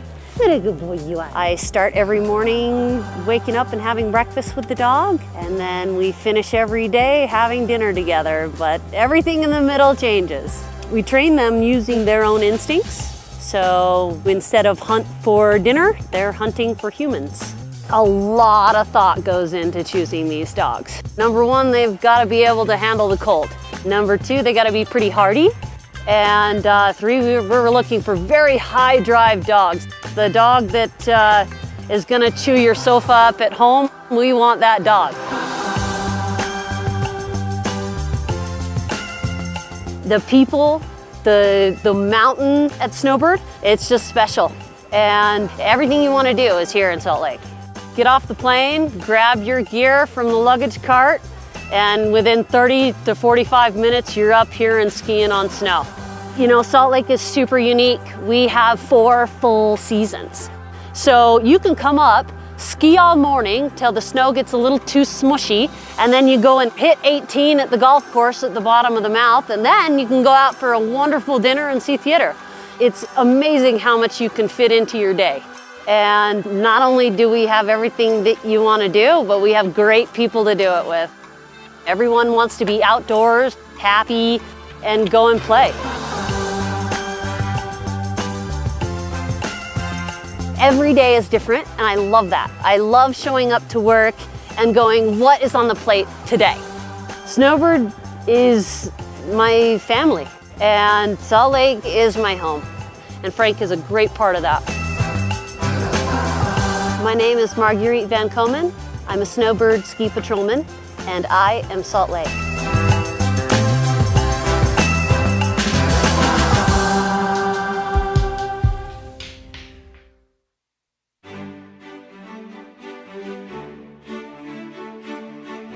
Welcome to the Rocky Mountains. Welcome to open trails and new vistas.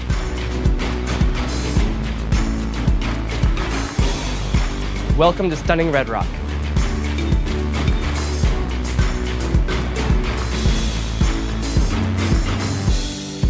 Welcome to the greatest snow on earth. By the tree of broken glass,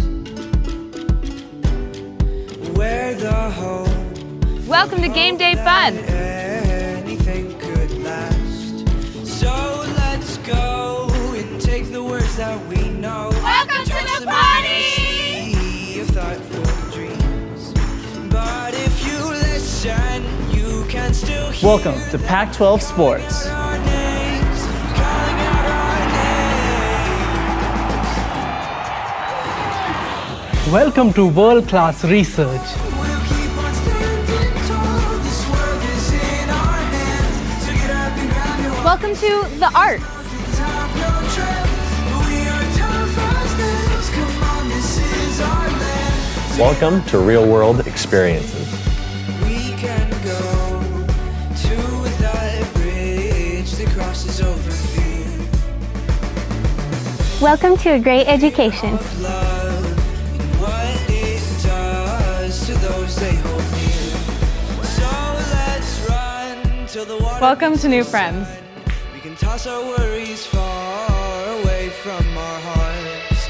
And if you listen, Welcome to the time of your life. not hear them calling out our names, calling out our Welcome to all you can imagine. Though we might faint and fall, we'll keep on standing tall. This world is in our hands. So get up and grab and walk and see. Those gray clouds look close, but we have come and gone. Welcome to the University of Utah. So get up and grab and walk and see.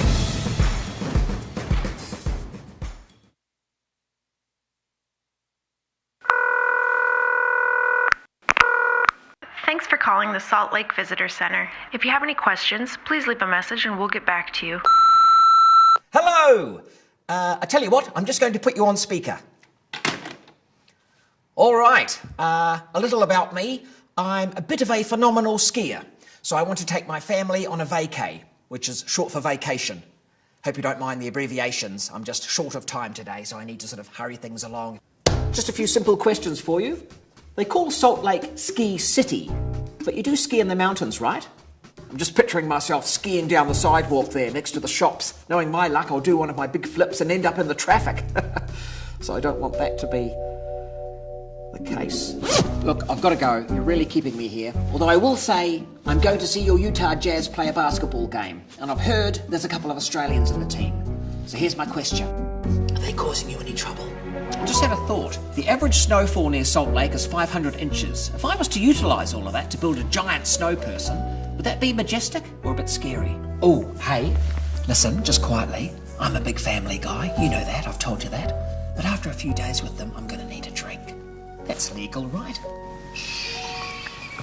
I hear Utah has the youngest population of any state.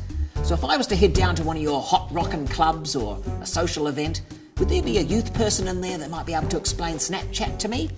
My kids just won't do it. Now, I've heard there's a bit of a Sharks versus Jets rivalry between the skiers and the snowboarders. And if I made that movie, would you watch it? Oh, when was your last Yeti sighting? Are you getting all this, by the way? I'm assuming you can rewind. The Utah state bird is a California gull. I mean, even you've got to admit that is confusing. I guess that's more of a statement than a question, but still I thought I'd bring it up.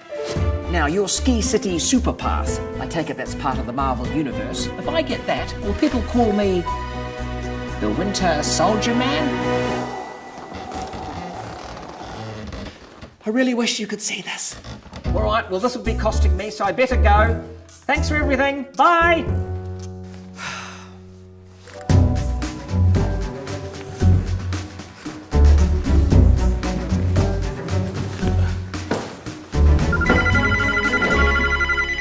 This is Beth from the Salt Lake Visitor Center calling you back to answer your questions. First off, yes, you can absolutely drink here. We'd prefer if you ski in the mountains, and I'm happy to call you Winter Soldier.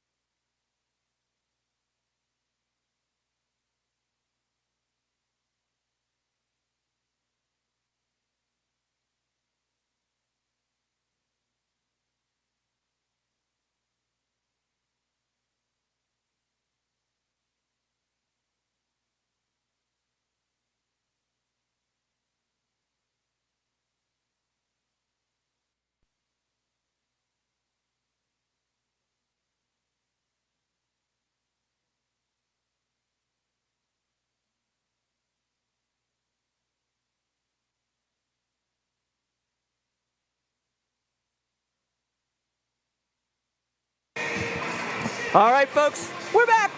It's the third period here at the Salt Lake City Sports Complex. Utah with a 5-0 lead, so the scoring and the shots on goal kind of slowed down a little. 44 shots now after 2 periods, and Eastern Washington has picked it up a little bit with 13 shots on goal of their own. We are still in a power play situation for Eastern Washington with 43 seconds left on the Hayden Hill. I believe it was a holding penalty, holding or interference. We were too busy waxing poetic about, the good old days.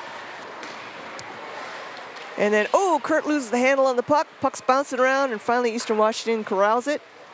Sets up in the neutral zone. And like I said, Kennedy has been playing a terrific game for Eastern Washington, and he's really the glue holding this team together right now. He doesn't have the defense in front of him, and I think it's become pretty clear after 2 periods that Eastern Washington really just doesn't have a strong, one power line. One good offensive scoring line. So The clock winds down, and Hayden Hill joins the party just in time to chase the puck into the Eastern Washington zone. Garrett Jackson's there in the corner. Centering pass to Hovey, and he wastes no time at all putting it in the back of the net. Now, Kennedy went down. He committed a little bit too quickly, and so Hovey saw that and said, wow, this is just like target practice. Here, let me just put that in the back there. And that will be his 21st goal of the season, good enough for his 48th point. Woohoo! And that leads the team. There you go. Newcomer gets the #1 spot. So, he's got it by quite a bit. Yeah, he's got it by quite a bit. He's one of the new players that's just been a spark plug for this Utah team. And, you know, it's interesting, too, because Zeke Endy, I remember when he joined the team, I think his first year was my first year. And the toughest thing for Zeke was he didn't have line mates who could keep up with him, right? And kind of you talked about everybody carries everyone. The stronger your line mates get, that helps carry you. Well, now he's enjoying the fruits of his patience, where he's now got people who also can score, but they can also set him up for plays, making him more productive. All right, so I'm doing a little bit of do we need to do a hat trick watch? I'm trying to figure out who's got multiple goals right now. It's pretty spread out. We got Wiener with a couple, I think. I think he's the one, he's leading with 2. And Blau's got 1, Andy's got 1. We know Hovey's got at least 1 now with that last one. He didn't have one earlier though, so that's his first.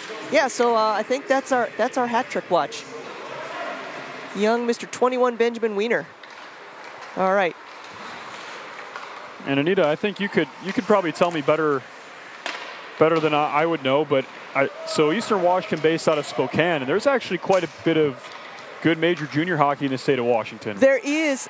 It's interesting. It's kind of spread out. I mean, they have quite a few. Well, first of all, they're actually part of the Canadian Hockey League's Western Hockey League, which is the major juniors. And so they have, I can't remember now if it's 2 or 3. They have the Spokane Indians and they have the Seattle Thunderbirds. And for some reason, I think there's one up north by Everett or Bellingham. And so they've got a very strong junior hockey presence. They have a strong community hockey, youth and community hockey youth hockey community. However, it's kind of spread out because Washington, like a lot of states out in the West, is very big. So there's kind of a concentration of youth hockey in Eastern Washington, that kind of Spokane, Tri-Cities area. And then there's another concentration north of Seattle. Seattle, surprisingly, doesn't have as strong a youth hockey community as you would expect. However, this is based on Anita living in Washington before they built the Kraken Community Center. I know that the Seattle Kraken is very much invested in building that center as a community center, much like the one in Arizona, where they want to make sure that it's built to build community hockey. So that could be changing, where Seattle's now going to kind of become like, you know, the magnet for youth hockey, which I think would be terrific, because one of the things I think that's appealing about Seattle is they can draw on that Alaskan youth hockey community, right? Because the trouble for the kids in Alaska is unless they can get, they're good enough to play for Fairbanks or Anchorage, there really isn't a whole lot there in collegiate hockey for them. However, Seattle offers that opportunity. Right. Big They've city. got ACHA hockey there, right? They've got ACHA hockey there. You know, Western Washington, Eastern Washington, Seattle, right? 3 ACHA teams right there. I think it's only a matter of time before Washington comes up with an M1 hockey, ACHA hockey program. Yeah, you would think University of Washington would try and make that push after having some successful seasons in the Pac-8, but... Well, I think that's what I mean by it's kind of the Seattle scene wasn't as thriving as you would expect. It's north of Seattle and then east of Seattle is where I recall. Yeah, there are 5 WHL teams currently located in the state of Washington. 5? The Everett Everett Silvertips. Yep. The Seattle Thunderbirds, Spokane Chiefs, Tri-City Americans, and Wenatchee Wild recently moved over from Winnipeg. From Winnipeg, okay. And that's a new team. And the in other Wenatchee. thing to remember is that Seattle, Washington borders BC, and BC also has a lot of, they have WHL teams, they have an NHL team. NHL team, and they have a lot of healthy, again, youth hockey. So those kids could presumably come down to play in Washington. And what's important, a lot of people from Canada know this, Canadian colleges do not offer athletic scholarships. So if Right. you're good enough to come and get a scholarship to play in the States, you do it. Now, if you're not going to get a scholarship, then you might want to come down to Washington and play anyway in Right. an ACHA team. There's not going to be an advantage for you to necessarily stay in Canada unless you can, think you're going to get drafted. Right. Yeah, and then, the WHL is a strong league too within the CHL, right? Yes, the WHL, again, is one of those Western conferences that's quite strong. Easily gives the Central and Eastern provinces, a run for their money. And Zach Monaco gets on the board. I guess it's going to be like hockey for everyone tonight Yeah, that's with right. his first goal of the game. And the thing that was really striking to me, now people who are, again, big hockey people, you understand that this Canadian Hockey League, the WHL, the Ontario Hockey League, the Quebec Major Junior. Quebec Major Junior, these are all kids who have been drafted by NHL teams. If Right. you're familiar with baseball, it's a lot like the Arizona Fall Leagues, where you'll have a team where the kids are from various different teams, but they're all drafted. Right. They're not just like walk-ons. It's not, No. it's not like independence at all. So these kids all, their future is, their eyes are set on the NHL. This is Right. very high-level quality, very high-level hockey. Yes, it is. No, it's basically, I would call it like the highest level of hockey you have at such a young age, right? And so, right. And they have a cap. Like, you can only have 2 21-year-olds on your roster. Yeah, and so you have plenty of players, as Anita said. I mean, and some of the best players in the NHL played within the CHL leagues, the QMJHL, the Ontario Hockey League, WHL, yep. Yeah, and Connor McDavid, one of the best players in the NHL right now, played his major junior days in the OHL. Well, for those of you who are older than Patrick, if you know the name Joe Thornton, Patrick Marleau, and the Niedermeyer brothers, they all played in the WHL. Yeah, so those are, I know those. That's like kind of the beginning of my time into hockey. I know those names for sure. I mean, Patrick Marleau recently retired, and what a career he had. Joe Thornton, San Jose Sharks. I mean, right from where you hail from, Anita, Northern California. California. The San Jose Sharks. He had an incredible stretch there for the Sharks, and Marleau as well. Marleau actually played for the Sharks as well. So. Oh yeah, Marleau played for the Sharks before Thornton got there. Yeah. So because Thornton was, I can't remember, he was playing for somebody else before the Sharks. Yeah, no, Marleau was like drafted by the Sharks all the way. Yep, and incredible career, and it just goes to show you the level of hockey you have in the state of Washington, really. And like you said, it's kind of weird. It's not necessarily Seattle, but within the Washington area, you've got plenty of major junior opportunities, and there's very high-level hockey being played.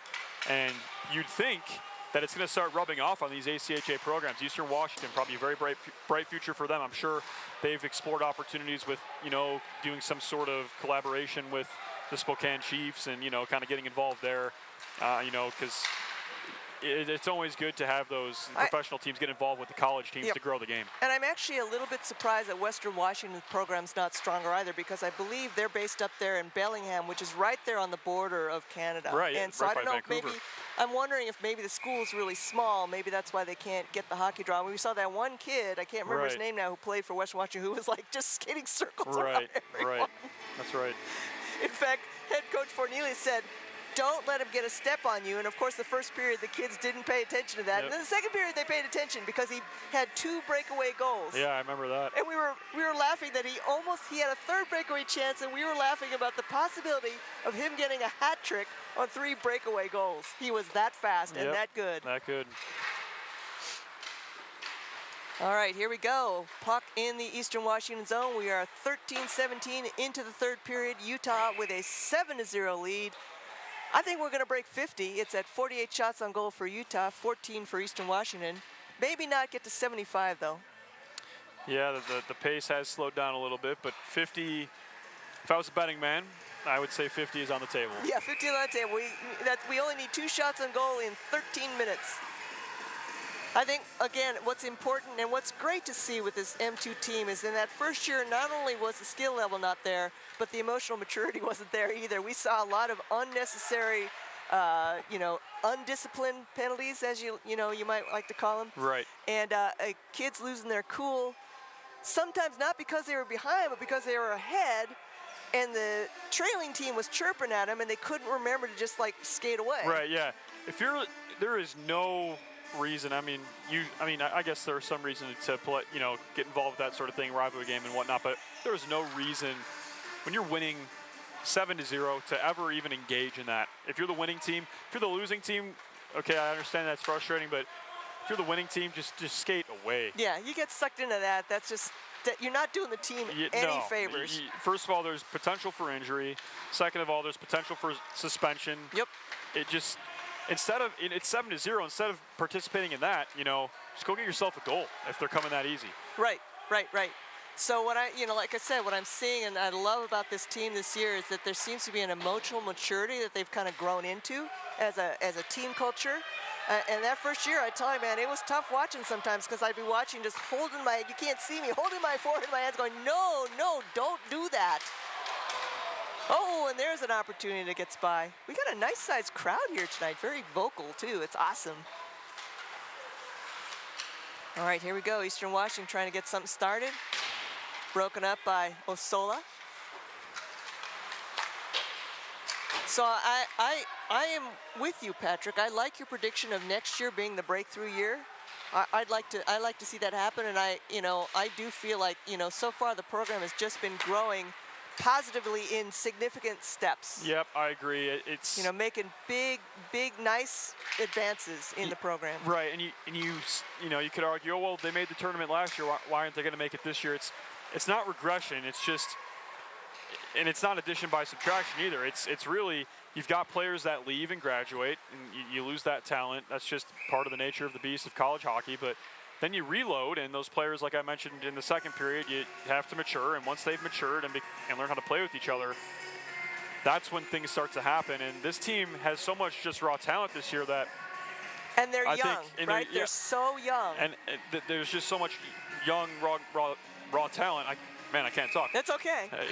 We've been talking for a long time. That happens to be all the time. It's just. And there's a nifty shot on point goal. Where everything comes together, and I think that's next year for this team. The tipping point. Well, and it's easy to forget that this coaching staff has only been together for 3 seasons as well, right? So Nick Fornelius played here as a player in those years that you were talking about, especially he was one of those kids that went through the transition of going from M2 to M1. Hayden Hill with a backhander, saved by Kennedy. And, now he's stepped into the coaching role. And it's great to see how much he's developed as a coach. His staff and he have developed as coaches, right? I think that they're much more savvy. Like they kind of have a better idea of what's coming ahead, what to look for coming ahead. And they've really come together and matured as a coaching staff, which is really fun to watch as well. Yeah, I agree. And they're learning, they're learning their ways. They're learning ways to make the team better. And, just as the players mature, the coaches do too. They get a feel for how recruiting works, how the league works, travel. It was kind of funny that first year, Coach Fornelius was coaching guys he played with on the same line the year before, or a couple years before. Yep, yeah. Before the pandemic break. That's how new he was still. Right. And he has really come along. I tell you, folks, watch him. He's a young coach, but he is a super smart, hockey IQ smart. Understands really well, I think, how to motivate players. Yeah, and because he's younger, he can kind of relate with the players more, and he's kind of a players coach. I think we've got a great set of players coaches, right? That kind of I think so. More younger, can more relate to the team and the players that are playing on the ice. And especially Fornelius. He played, like Anita said, in this program, and so he knows it better than anybody. And so 3 or 4, I'm not even sure what year this is, but it's the rubber's starting to meet the road, and special things will happen. Nice save by Kennedy. Another nice save. Wow, I don't know how he didn't let that slip through. That was a terrific series, a scramble and save by Kennedy. And the thing with Fornelius, it's kind of interesting. It's like he can actually tell the players, look, I've been there, right? I was on that team, right, that went to nationals. Right. And so it's possible, right? If you look at him physically, he's not one of the biggest guys on the team. But one of the things I know that he was known for when he was playing is he never gave up. He was the guy who would never give up, right? So I think that aspect is helpful because the kids can look and say, okay, you've played there, you've been there, you actually played for this team, for this program. And he remembers, right, what it was like when we would go into the Utah Cup and everyone was looking to beat us. as opposed to having it flipped around the other way, right? Right. And Zach Monaco put it really well. We went on a road trip up to Logan, and he said, "Look, I'm tired of losing to Utah State, right?" And Zach Monaco was rewarded the next time when Logan came to play in Salt Lake. We beat Utah State, and that was huge for the program. It's huge for those kids, for the players on the ice. Right. Sorry, I'm calling you all kids because honestly, I'm old enough to be all you guys as grandparents. So I'm not trying to talk you down or anything. I really am that old. Yeah, it was a big win for them, beating Utah State. I remember when Gretzky was still in Edmonton, in the middle of nowhere. Okay. Anyway, sorry about that. And Utah State, I mean, very talented program, and they've put that work in. I mean, even the rivalry existed, back when the M1 team was the M2 team. Weber and Utah and BYU. Yep, and those games were always very closely contended, and even like it was the early days of M1, my first season here, the M1 program would play, they'd play Weber State, BYU, Utah State, just because they were an independent. They were looking for teams to play. Right. They hadn't joined the WHL yet. Right. And so WCHL. And it'd be kind of a point of pride. I think Weber State might have beat us as an M1 program because it's like, oh, Utah's going M1. They don't want to play us anymore. Well, let's still beat them as an M1 team. And so the rivalry existed. And now that it's a new M2 team, I think these other Utah teams kind of think Utah, they're new. They're kind of a pushover, easy win. But that's not the case anymore. This team is chasing their tail pretty closely. And so these games are going to be a lot closer and a lot more, hard fought. I'm really thrilled about, the Beehive showcase that we've managed to pull together because, right, these are tough, high-ranking teams that are coming into town, and you get this chance to play these teams. As you said, iron sharpens iron. It's only going to make the M2 team better, the M2 program better. It's like so grateful to GM AJ Bolden for coordinating with the other Utah GMs to make that happen because it's good for everybody, right? It's kind of like good for all of us here in Utah to have that showcase happen here because at the same time we're playing those high-ranking teams here, some of those teams are going and playing in Ogden, some of them are going and playing in Logan, some of them are going and playing in Provo, and it's good for all of us.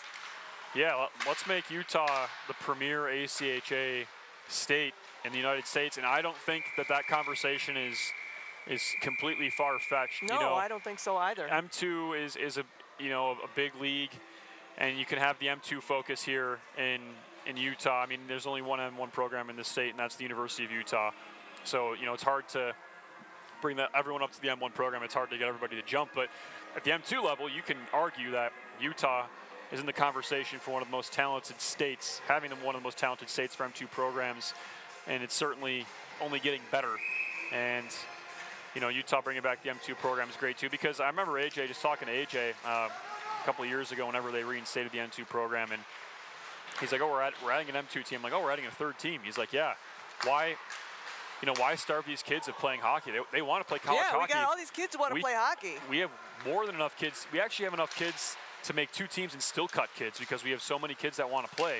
And, he's like, why not do it? And then, let's let them play hockey in college. And I think it's a great decision because you're going to build. I mean, look at all the successful universities with college hockey. They've got multiple ACHA programs. They've got a women's program. They've got a couple men's programs. And so, it's a great building block for the University of Utah for growing hockey and making it a hockey university. I mean, ASU, it wasn't always a hockey university, and now it is. I mean, ASU and NCAA is ranked very high, and so, you you basically transform your university into a hockey university by having all these teams, because I think ASU's they've got an ACHA M1, they've got W1, they've got M2, and they might even have an M3 team as well.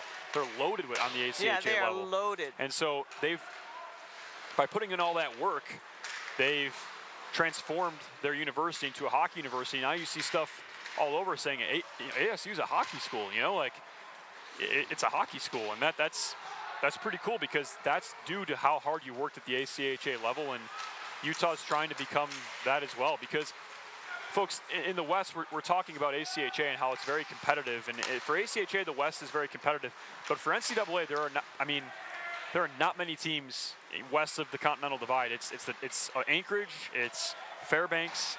You've got, I guess this is technically east of the Divide, but you've got Denver, You've got Colorado College. You've got ASU. You just don't have a lot of teams out west, which is why you want to be like ASU, because now ASU's got this unique recruiting pitch. You get all the California kids. You know, you can keep your talent regional. You don't have to go very far away to go play hockey, and you're going to play on a really good hockey team. ASU, like I said, top 15 team in the NCAA this year, making a good run at it.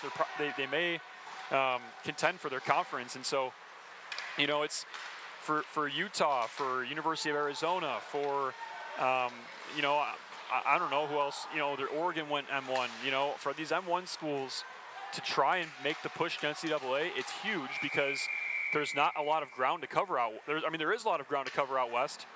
And if you can set up a school in kind of a nowhere zone for NCAA hockey, you have the luxury of just getting kids due to your location, because you have a lot of kids from California. You have kids from, you know. Like, do you really want to spend your winter in Boston or in Tempe?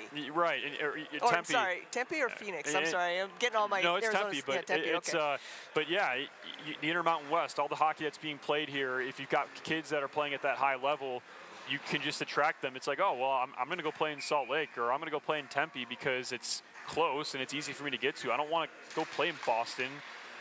And of course, you know, once you build that pipeline like Arizona State has, I mean, Greg Powers in Arizona State, that's an amazing story. If any of the listeners talk about being the first guy to go from ACHA to NCAA, right? Yeah, I mean, Greg Powers, he was the coach. Wow, what a beautiful shot by Evan Richards. That was pretty. That's as nice of a slap shot as you're ever going to see. I mean, he lasered that thing to the far post, and you hear the ding, it goes right in. Yep. What a shot from him. Terrific shot. So that's 3 goals in 3 games for Evan Richards in a row. Having himself a little bit of a hot stretch. And there you go. What a shot. I mean, that's as good of a shot as you'll see. He's getting a lot of, you know, like pats on the back, and he gets a slap on the helmet. Forney's grinning. I also wanted to say about the showcase, because as Patrick was talking about ASU, I was desperately trying to look this up. John Eccles, I'm so sorry, I couldn't remember who our M2 commissioner, who was a long time, I believe he was a coach at Utah State, is a big part of why M2 hockey is so strong in Utah, right? We have this advantage, like you said. I think we could really build a magnet here of, you know, M2 hockey, ACHA M2 hockey, because we have, the commissioner is here. Right. He built the Utah State program, right? Everyone knows how good the Utah State program is. That's right. We have the rivalry, the Utah State rivalry, which is, again, I think that makes all the teams stronger. And so, you know, we have that. We have, kind of the potential, the components to really be a magnet for ACHA hockey, particularly at the M2 level, which, you know, again, it could help build up the M1 program. It could help build up the women's 1 program, right? I mean, you know, what is it? The high tide floats all boats. That's right. That's you can't say any better than that. High tide does float all boats, because if M2 is recruiting at a high level, M1's going to be a beneficiary of that. Same thing, vice versa. And, you know, it also goes a lot, you know, like if you, even like a W1 recruit, it speaks a lot when, you know, you bring a recruit, you know, a young woman in, and she sees, like, oh, you've got 2 other programs. Oh my God, they're really good too. Like, I want to be in this hockey family. Well, we have Valerie and Jesse Stevenson here, brother and sister. We have the 2 Antonianos here, brother and sister, right? I mean, it's got to help that you could play together at the same campus. Right. Makes it easier for the parents too. They only have to go to one rink. You only have to buy plane tickets to one rink. Yep. Especially when you're flying in from Texas or California, or I think in the Stevenson's case, somewhere from Wyoming. That's a pretty long drive, right? Yeah. Right. So, you know, so we have a lot of that potential, and you know, as you said, I mean, maybe then that gives us a benefit, because there isn't hockey, you know, quite as near, and you know, we got great hockey in Utah, Idaho, and Montana, right close together. And then after that, well, you could drive out to Arizona, You might have to drive to North Dakota. You might have to drive down to Lake California. That's a pretty long ways away. Right, and Colorado's got a really good hockey community that's been growing with the Avalanche being so good. That's true. They do have, and they have their strong ACHA teams. Yep, and then Men's and NCAA women's. teams. I mean, Denver is consistently going to the Frozen Four and contending for national championships. University of Denver, that is, and they have ACHA programs as well. But Colorado's got a good hockey environment too, and there's Colorado State. Yep. And plenty of ACHA programs there as well. So it's good to have teams also in the region, you know, playing at a competitive level or even in your state because, like we say all the time, iron sharpens iron. We've got another game after this too, so I better learn how to talk. Practice that one because Chris Perry likes to use that term, and he's going to laugh if you like garble it during the men's one game. Oh man, there's certainly a possibility that will happen. I know he's not listening to this one because he doesn't give. What does he say? I don't give a hoot about anything. I'm an M1 guy. I don't give a hoot about those. Oh, a rip. I don't give a rip about those. I'm an M1 guy. Of course. And we laugh because he's not only the commissioner of the WCHL, he's also commissioner of the Midwest Hockey League, which is no longer the B League, as far as I can tell. He's got some very powerful teams in that conference now. Of course, we're biased. I think the WCHL is, it's still A+. It's A+. Biased? WCHL is definitely A+, and maybe you could call his Midwest League A. He got I mean, that's big news. He's built it up. Yeah, he's built it up. That's big news. But, I mean, I think he likes us more. I don't know. Oh, really? We'll ask him. I'm just joking around. I hope he does. We'll ask him. I know he likes me. He invites me on his program. He doesn't invite you. Yeah. I don't blame him. I think he invites me because he knows I'll say something dumb on the podcast that's entertaining. That's a good podcast, too. Give that a listen. Man, you know what? That is such an informative podcast. No, I mean, it's the WCHL podcast, but there's like kind of, just general ACHA news as well. Yeah. I learned so much. I learned who Metro State was. I wouldn't have known who Metro State was. Yeah, and that's an M2 program. And there's an M2 program, and it turns out, well, that's good because then they showed up at the Western Regional Championship. They were good. And I was like, I actually know who this team is. I'm not surprised how good they are because they go once in a while. They go and to sharpen their skills. They'll go and play M1 teams in the ACHA, specifically to try and get better. Yeah, and they were good. And that's why M1 teams will schedule NCAA D1 teams to get better. And now I don't think officially we've had an ACHA M1 team beat an NCAA D1 team. I don't think that's actually happened yet. I don't think that's happened. That's going to be a while. There's been a couple of actually close calls, very close games. They're mostly blowouts, but there's also a couple here and there. There's a close one, and so, it's a big, it's a big game for, UNLV and Arizona when they play these teams. But, for the NCAA team, it's probably kind of a cakewalk. But, it's one of these days it'll happen. It will happen. I promise you. Like, you heard it here. Well, maybe you didn't hear it here first, but. And I'm sorry I'm not being responsive.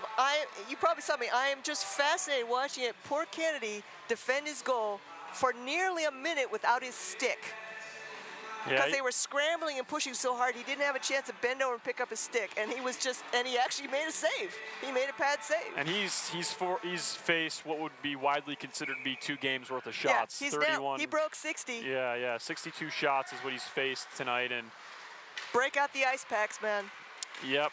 And if you've got to play tomorrow, luckily they've got a couple goalies on hand, but man, they've kept him in the whole game, and it's been a long game for him. It has been. He kind of looks down at his feet. It's almost like he heard you kind of look down at his feet like, thank goodness the puck has finally left my zone. I can stand up straight for a second. All right, here we go. Blau across the blue line, getting across the hill. Oh, gets away from him. And we are down to the final 40 seconds of this game. Utah with a runaway game, 8-0, outshooting Eastern Washington. 6-2 shots on goal for Utah, just 17 for Eastern Washington.